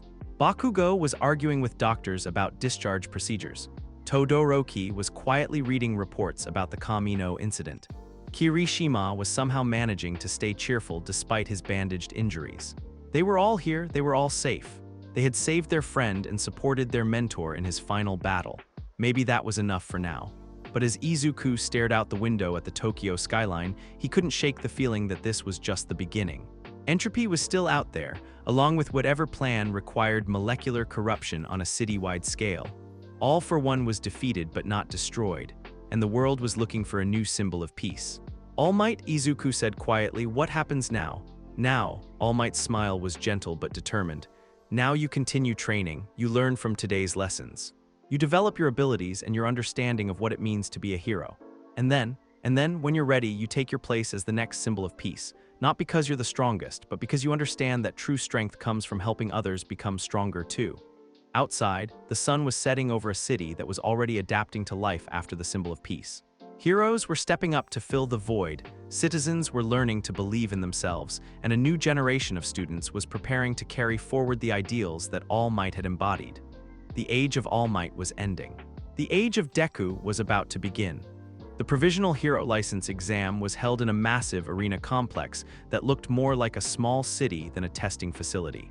Hundreds of hero students from across Japan had gathered to compete for the limited licenses available, and the atmosphere crackled with nervous energy and competitive tension. Remember, Aizawa addressed Class 1A before the exam began, this isn't about defeating other students. It's about demonstrating that you can function as professional heroes in real-world situations. Izuku studied the other participants, his analytical mind cataloging quirks and potential strategies. After Kamino, after seeing what real villain organizations were capable of, these exam scenarios felt almost quaint by comparison. But he understood the importance heroes needed to prove they could handle civilian emergencies before they could be trusted with bigger threats. First test, the exam proctor announced through loudspeakers. Disaster rescue simulation. Your job is to help as many injured civilians as possible while maintaining infrastructure stability. The arena transformed around them, buildings collapsing in controlled demolitions, smoke machines creating zero visibility conditions, actors playing injured civilians scattered throughout the chaos. It was organized pandemonium designed to test every aspect of hero work except actual combat, perfect for molecular manipulation. While other students rushed toward the most obvious rescue opportunities, Izuku took 30 seconds to analyze the entire situation from an elevated position. The simulation was designed with multiple layers of challenge. Surface-level rescues for students who focused on immediate action, structural puzzles for those who thought tactically, and hidden complexities that required genuine understanding of disaster response protocols. Okay, he muttered, pulling out the notebook he'd started carrying everywhere. Primary collapses are here, here, and here. Secondary structural damage from the primaries would create cascade failures in these areas. Optimal rescue routes avoid the unstable zones while maximizing civilian contact. But more importantly, he could see the underlying pattern. This wasn't just a random disaster scenario. The building collapses were designed to simulate specific types of infrastructure failure, the kind that would result from systematic molecular corruption. Someone had designed this test with his quirk specifically in mind. Ida, Izuku called out to his classmate, who was efficiently organizing evacuation routes. Coordinate with Todoroki on perimeter control. I'm going to stabilize the primary collapse zones. Roger, Ida's engines roared as he shifted to support operations. Izuku pressed both palms against the largest pile of rubble and reached out with his quirk. Instead of trying to move the debris, he analyzed its composition and stress distribution, then began systematically converting unstable materials into more reliable configurations. Concrete became something stronger but lighter. Steel beams transformed into support cables that could flex without breaking. Glass shards became harmless sand that couldn't injure civilians. Within minutes, he'd converted a deadly debris field into a stable rescue platform that other students could safely work on. Incredible, someone shouted from the observation area. He's not just moving the rubble, he's re-engineering it. But Izuku was already moving to the next challenge. His quirk sense was detecting structural weaknesses throughout the simulated disaster area, and he had a terrible suspicion about what he was going to find. Sure enough, when he pressed his palm against what should have been a stable support column, he felt the familiar wrongness of molecular corruption. Subtle, almost undetectable, but definitely present. "This isn't a simulation," he said quietly into his comm device. "Someone's using the exam to test real corruption techniques." "What?" Todoroki's voice crackled back. "Are you certain?" "Positive. The structural failures aren't just props, they're actual molecular instabilities. Someone has compromised the exam facility." That changed everything. This wasn't just a test of their rescue abilities anymore. It was a field trial for whatever Entropy had been planning, using hero students as unwitting test subjects. All students, Izuku made a decision that went against every protocol he'd ever learned. Switch to real emergency procedures. This is not a drill. The next 20 minutes were controlled chaos as several hundred hero students tried to process the fact that their exam had become an actual disaster. Some panicked, some froze, but most, guided by their training and natural heroic instincts, stepped up to meet the challenge. "Yaoyorozu," Izuku called out as he worked to stabilize another corrupted section. "I need you to create atmospheric analysis equipment, something that can detect trace molecular instabilities." On it, Momo's creation quirk produced a device that looked like it belonged in a chemistry lab rather than a hero exam. "Kaminari, low-level electrical charge through this debris field. I need to map the corruption distribution." "You got it, man." Working together, Class 1A began to function like a professional disaster response team. Each student using their quirk not for individual glory, but as part of a coordinated effort to understand and counter whatever was happening to the facility. And what they discovered was terrifying. The molecular corruption wasn't random or accidental. It was part of a network, a systematic pattern of instabilities that connected not just to the exam facility, but to infrastructure throughout the city. Someone had been preparing for this moment for months, maybe years. "It's everywhere," Todoroki reported, his eyes revealing stress patterns in materials that should have been stable. "The corruption network extends beyond the exam site. It's throughout the entire district. And it's accelerating," Izuku added grimly. His analysis equipment was showing molecular decay rates that were increasing exponentially. Whatever trigger condition they were waiting for, it's been activated. That's when the first building collapsed in downtown Tokyo. The news reports started coming in through emergency broadcasts as the exam proctors finally acknowledged that something was seriously wrong. Mysterious structural failures throughout Tokyo metropolitan area, engineering experts baffled by simultaneous infrastructure collapse, hero agencies responding to dozens of emergency calls. Death toll rising as support systems fail without warning. Izuku stared at the emergency broadcasts with a mixture of horror and terrible understanding. This was what Entropy had been building toward. Not just studying molecular manipulation or testing corruption techniques, preparing for a citywide catastrophe that would overwhelm every emergency response system simultaneously. "We have to help," Kirishima said firmly, his usual cheerful demeanor replaced by determined seriousness. "People are dying out there. We're not licensed yet," one of the exam proctors protested. Students can't what?" Bakugo interrupted, explosions crackling around his palms. "Sit around while people get crushed because of some stupid paperwork. The law clearly states that heroes help people," Izuku said quietly, but his voice carried across the entire facility. "License or no license, quirk or no quirk, we became heroes the moment we decided that other people's safety was more important than our own." He pulled out his phone and started coordinating with professional hero agencies. "This is Deku from UA Class 1A. We have students with specialized abilities relevant to the current crisis, requesting permission to provide disaster support under emergency protocols." The response was immediate. Permission granted, all available hands needed immediately. The city was in chaos. Buildings that had stood for decades were collapsing without warning. Power grids were failing as electrical infrastructure became unstable. Water mains were bursting as pipeline materials lost molecular cohesion. Even the roads were becoming unsafe as asphalt and concrete began to decay. But scattered throughout the disaster zone, hero students were making a difference.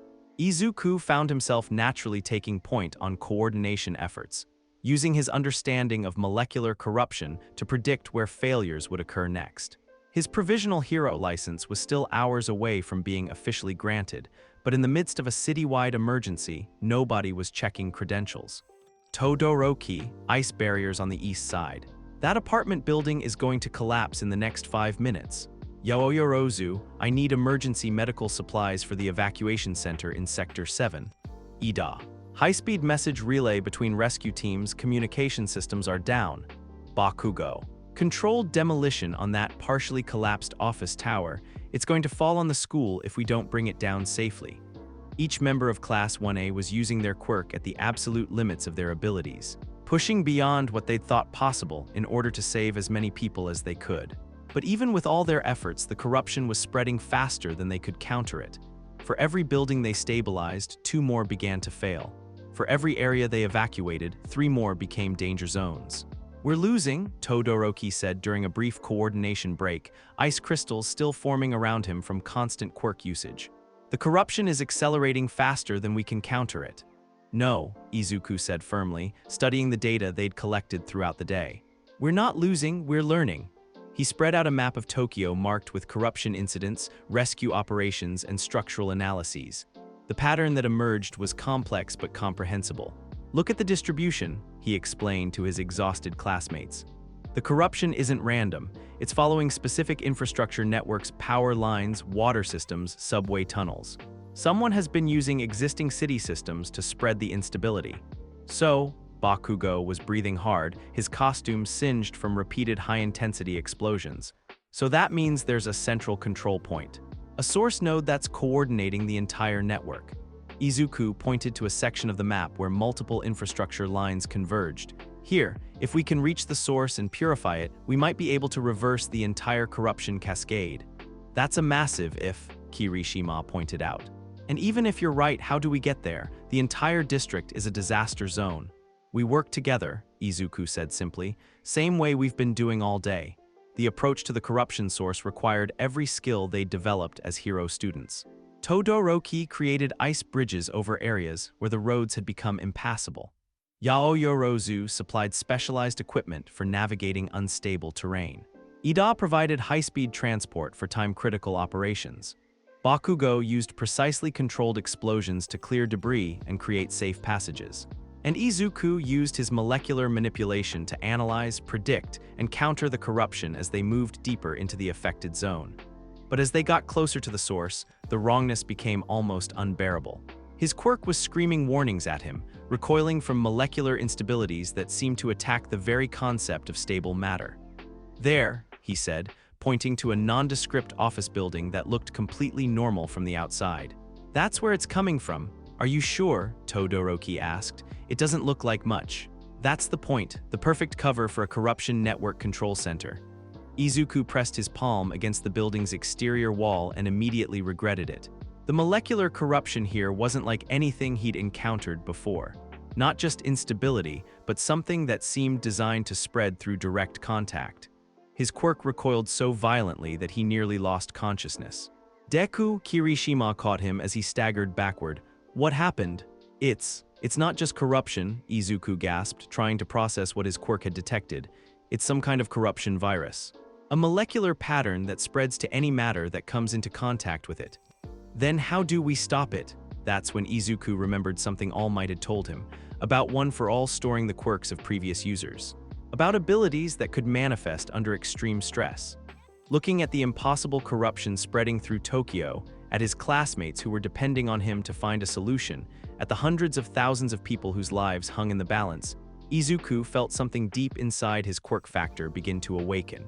I think, he said quietly, I'm about to find out what happens when molecular manipulation meets the stored power of 7 generations of heroes. He pressed both palms against the corrupted building and reached out not just with his own quirk, but with something deeper. Something that connected him to every previous holder of One for All, drawing on their knowledge and experience and determination. The purification wave that erupted from his hands was unlike anything he'd ever created before. Not just reversing molecular corruption, but actively healing it, turning instability into something stronger than the original material had ever been. Throughout Tokyo, corrupted buildings began to stabilize. Failed infrastructure started working again. The cascade of molecular decay that had threatened to destroy the entire city slowly reversed itself. And in the center of it all, Izuku Midoriya stood with power crackling around him like visible lightning, connected through one for all to generations of heroes who had faced impossible odds and found a way to win. Holy crap, Bakugo breathed. Deku, what did you just do? I think, Izuku said, swaying slightly as the enhanced power faded, I just learned what it really means to be the next symbol of peace. The provisional license ceremony took place 3 days later, in a city that was still recovering from what the media had dubbed the molecular storm.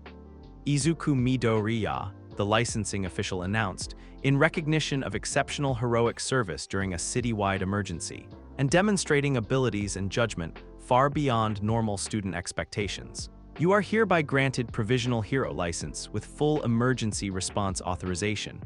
The applause from his classmates was genuine and proud.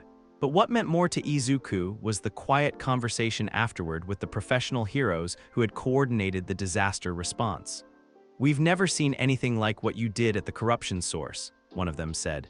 The purification technique you used, it didn't just reverse the molecular instability. It created materials that were stronger than they'd been originally. I'm still figuring out how it works myself, Izuku admitted. It felt like my quirk was connected to something larger, like I was drawing on knowledge and experience I didn't know I had. Whatever it was, you saved thousands of lives. Maybe tens of thousands. The hero's expression was serious. That's the kind of impact we expect from the symbol of peace. As Izuku walked home through streets that showed the scars of recent disaster, but also the resilience of rapid recovery, he found himself thinking about responsibility and power and the weight of inheritance. He was no longer just a student learning to use his quirk. He was a licensed hero with demonstrated ability to handle city-threatening emergencies. The next generation was officially beginning to take their place. But more than that, he was starting to understand what All Might had meant about one for all storing the abilities of previous users. The power he'd accessed during the purification wasn't just enhanced molecular manipulation. It was the accumulated wisdom and strength of 7 generations of heroes, focused through his unique quirk into something unprecedented. His phone buzzed with a text from an unknown number. Impressive work, young manipulator. You're developing faster than my projections indicated. Time to accelerate my timeline. Entropy was still out there, still planning something that required the systematic study of molecular manipulation abilities. And based on the message, Izuku's success in stopping the corruption cascade had somehow changed the villain's calculations. The molecular storm had been just a test run. The real catastrophe was still coming. But as Izuku looked around at the city that had pulled together in crisis, at the heroes and civilians who had worked side by side to save lives, at his classmates who had proven themselves ready to face any challenge, he felt something that hadn't been there before. Confidence not in his quirk or his power, but in what they could accomplish together. Whatever Entropy was planning, whatever final test was waiting for them, they would face it as heroes. And heroes, Izuku had learned, always found a way to win. The final confrontation came on a Tuesday morning that started like any other, until every piece of infrastructure in Tokyo began failing simultaneously. Izuku was in the middle of Hero Studies class when the emergency alerts started flooding in. Power grids across 3 districts had gone dark. The subway system had ground to a halt as track materials became unstable. Water treatment facilities were reporting catastrophic equipment failures. Even the emergency communication networks were breaking down as cellular towers lost structural integrity. This isn't random, Izuku said immediately, studying the pattern of failures on the classroom's emergency display. It's too coordinated, too systematic. Another corruption cascade? Todoroki asked, ice already forming around his feet as his quirk responded to the stress. Bigger than that, Izuku's analytical mind was racing, connecting dots that painted a terrifying picture. This is what Entropy has been building toward. All those months of studying my abilities, all that systematic weakening of infrastructure, he's been preparing for a simultaneous failure of every critical system in the city. Aizawa burst into the classroom, his capture weapon already deployed and his expression grim. All students with provisional licenses, you're being activated for emergency response. This is not a drill. What's the situation? Ida asked, his engines humming with readiness. Total infrastructure collapse across central Tokyo. We're looking at millions of people without power, water, transportation, or communication, and it's spreading. Aizawa's voice carried the weight of genuine fear. Every hero agency in the country is responding, but we need every licensed student we can get. Where do you want us? Izuku was already moving toward his hero costume, his mind cataloging the molecular manipulation techniques he'd need for large-scale purification work. Wherever the corruption is worst, intelligence suggests there's a central control point coordinating the entire network. Find it, neutralize it, and maybe we can stop this before the entire metropolitan area becomes uninhabitable. The Tokyo streets were like something out of an apocalypse movie. Buildings that had stood for decades were collapsing as their structural supports became unreliable. Roads buckled and cracked as asphalt lost molecular cohesion. Even the air itself felt wrong, thick with the scent of decay and the strange harmonics that accompanied large-scale corruption. But what struck Izuku most was the response of the people. Instead of panicking or giving in to despair, citizens were organizing themselves into mutual aid groups. Office workers were helping evacuate apartment buildings. Students were coordinating supply distribution. Elderly residents were sharing their knowledge of the city's layout to help emergency responders navigate the chaos. "Look at them," Uraraka said with wonder as they moved through the disaster zone. "They're not waiting for heroes to save them, they're saving themselves." "That's what heroes inspire," Izuku replied, using his quirk to stabilize a partially collapsed bridge so civilian evacuation could continue. Not dependency, but the courage to help each other. Class 1A had naturally fallen into formation around him as they worked their way toward the corruption source. Not because of any official command structure, but because months of training and shared experiences had taught them how their abilities complemented each other.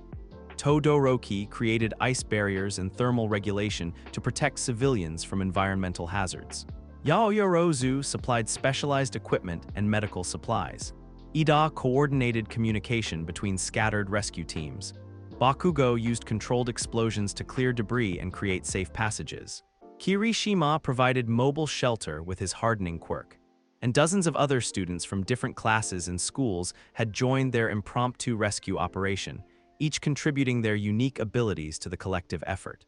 "It's like the whole hero community is working as one organism," Tokoyami observed, Dark Shadow providing reconnaissance from elevated positions. "That's exactly what it is," Izuku said, his understanding of heroism crystallizing into something clearer than it had ever been before. "Individual strength doesn't matter if you're fighting alone, but when everyone works together," he gestured toward the coordinated response happening around them. Heroes and civilians, students and professionals, people with flashy quirks and people with none at all united by the simple determination to help each other survive. "This is what Entropy doesn't understand," Izuku continued. "He thinks everything breaks down into chaos eventually, but people don't break down, people build each other up."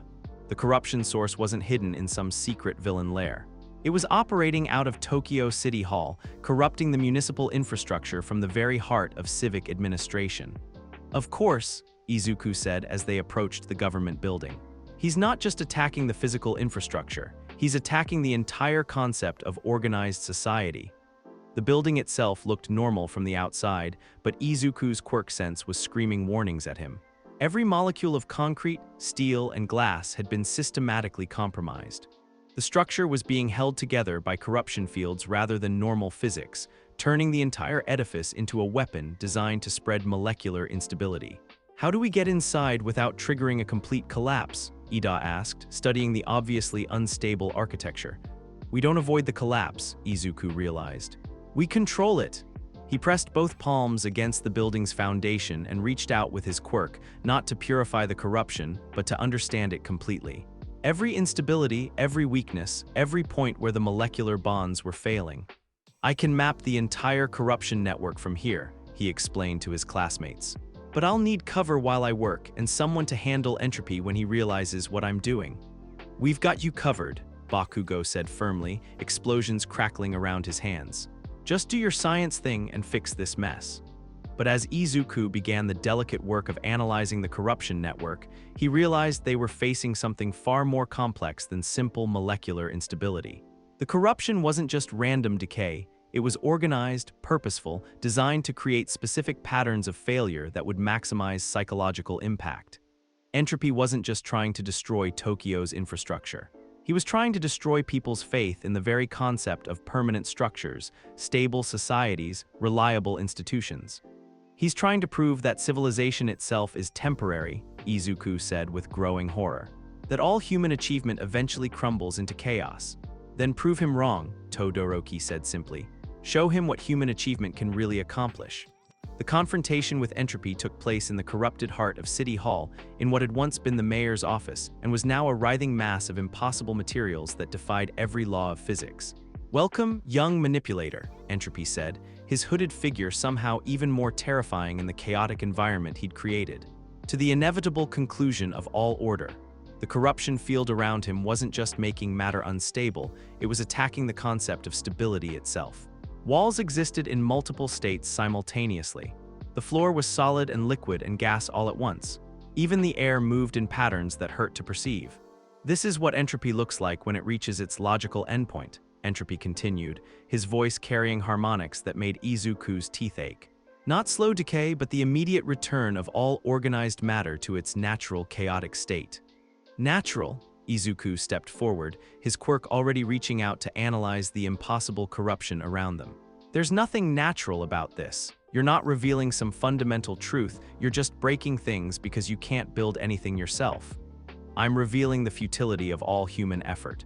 Every building you've stabilized will eventually collapse. Every person you've saved will eventually die. Every bond you've formed will eventually break. Entropy raised both hands and the corruption field intensified. I am simply accelerating the inevitable. That's when Izuku felt something deep within one for all begin to awaken. Not just the enhancement he'd experienced during the molecular storm, but something fuller, more complete. The stored abilities of 7 previous holders, each one adding their knowledge and strength to his own. And what he realized was that One for All wasn't just about physical enhancement or quirk amplification. It was about connection, the accumulated will of everyone who had ever chosen to help others, even when the situation seemed hopeless. You're wrong about inevitability, Izuku said, power beginning to crackle around him like visible lightning. Things don't break down because that's their nature. Things break down when people stop maintaining them, stop caring about them, stop working together to keep them strong. He pressed both palms against the corrupted floor and reached out with his quirk, but this time he wasn't working alone. Through One for All, he could feel the support of his classmates, his teachers, the professional heroes coordinating rescue efforts throughout the city, even the civilians who were helping each other survive. The purification wave that erupted from his hands was unlike anything he'd ever created. Not just reversing molecular corruption, but actively healing it, transforming instability into something stronger and more resilient than the original materials had ever been. Impossible, Entropy hissed, his corruption field struggling to counter the wave of organized molecular reconstruction spreading through the building. Matter cannot resist entropy indefinitely. You're right, Izuku said, continuing his work even as the effort pushed his quirk beyond any safe limits. Matter can't resist entropy indefinitely, but people can choose to impose order anyway. That's what makes us human. The battle that followed was fought on levels that most quirks could never access. Entropy attacked with fields of pure molecular chaos, trying to break down not just Izuku's defenses, but the fundamental bonds that held his body together.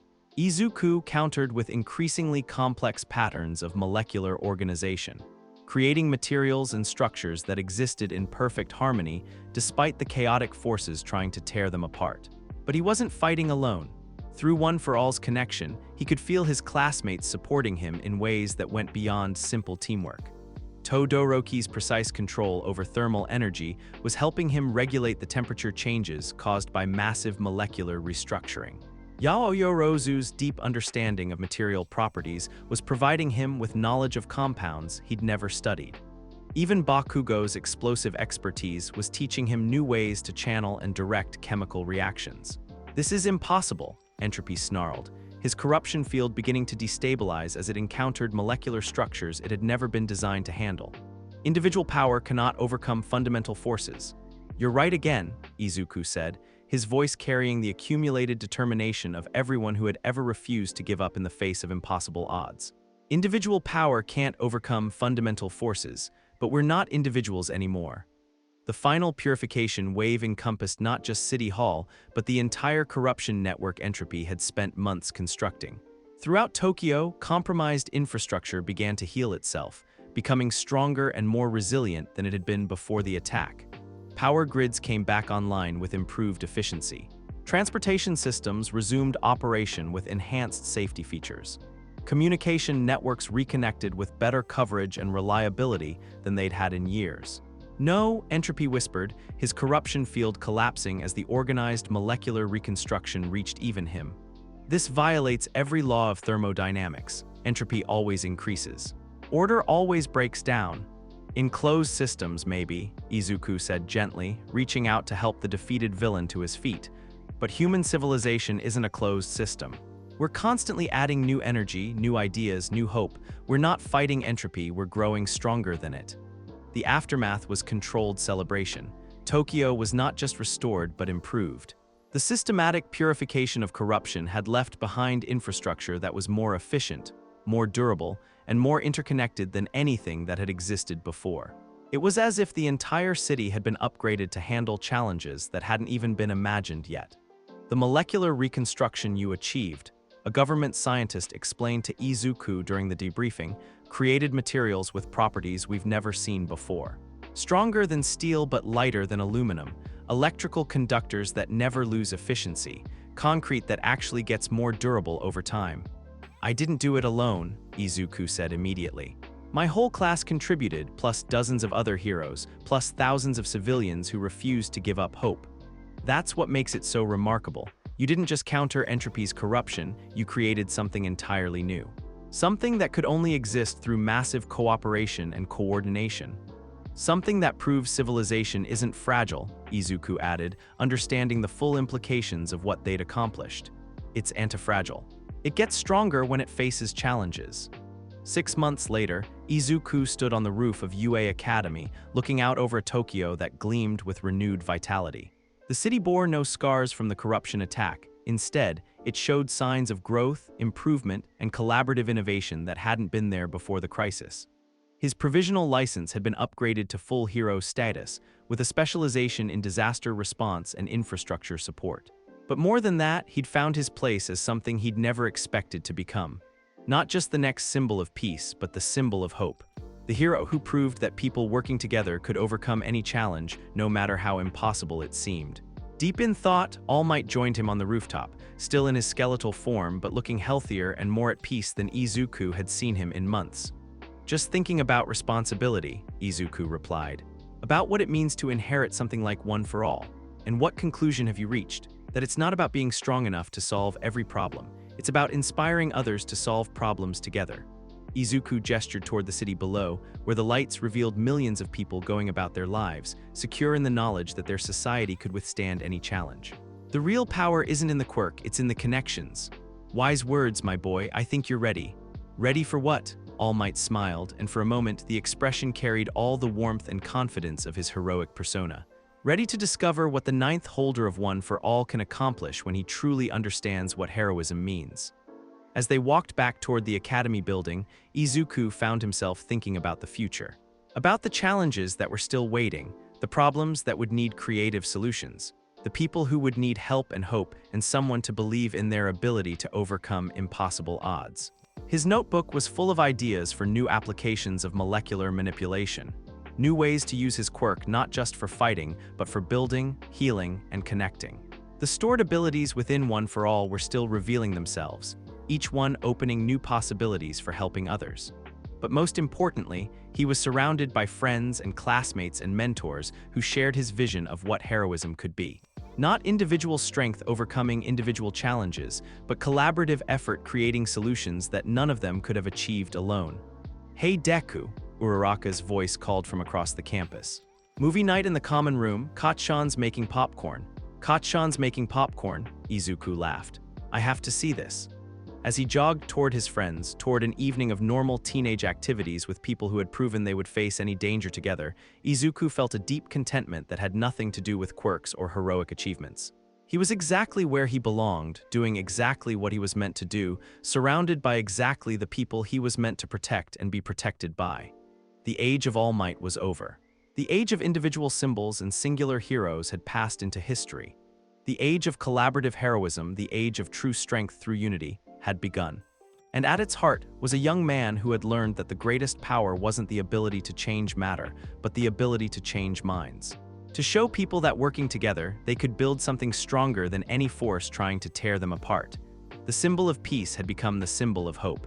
And hope, Izuku had learned, was the most powerful force in the universe. 5 years later, and that class is how molecular manipulation contributed to the Great Reconstruction. Professor Midoriya concluded, setting down his chalk and turning to face a classroom full of eager hero students. Any questions? A dozen hands shot up immediately. Sensei, is it true you can actually create entirely new elements? Did you really purify an entire city's worth of infrastructure in a single day? What's it like having multiple quirks? Izuku laughed, the sound carrying all the warmth and confidence he'd developed over years of hero work. One at a time, please. And remember, the most important part of any hero technique isn't the power, it's the purpose behind it. Outside the classroom windows, Tokyo stretched toward the horizon, a testament to what people could accomplish when they worked together toward a common goal. The city that had once been threatened by systematic corruption now stood as a model of resilient, adaptive infrastructure that inspired urban planners around the world. And somewhere in that sprawling metropolis, dozens of professional heroes who had once been his classmates were going about their daily work of keeping people safe, solving problems, and proving every day that the future belonged to those who chose hope over despair. It had been a long journey from the quirkless boy who dreamed of being like All Might to the young man who had learned that true heroism meant helping others become heroes themselves. But it had been worth every moment. Because heroes, Deku had learned, were not born from power. They were born from the choice to help others, no matter how impossible the situation seemed. And that choice, he knew, would never go out of style. From scared kid breaking his favorite toy to the guy who saved Tokyo by power of friendship and aggressive chemistry. What a journey, right? Seriously though, watching Deku figure out he doesn't need to solve everything alone while casually restructuring matter was chef's kiss. Which part broke your brain the most? Let me know down below. And hey, if you're hungry for more absolutely unhinged Deku scenarios, you know what to do. Thanks for hanging out, catch you next time.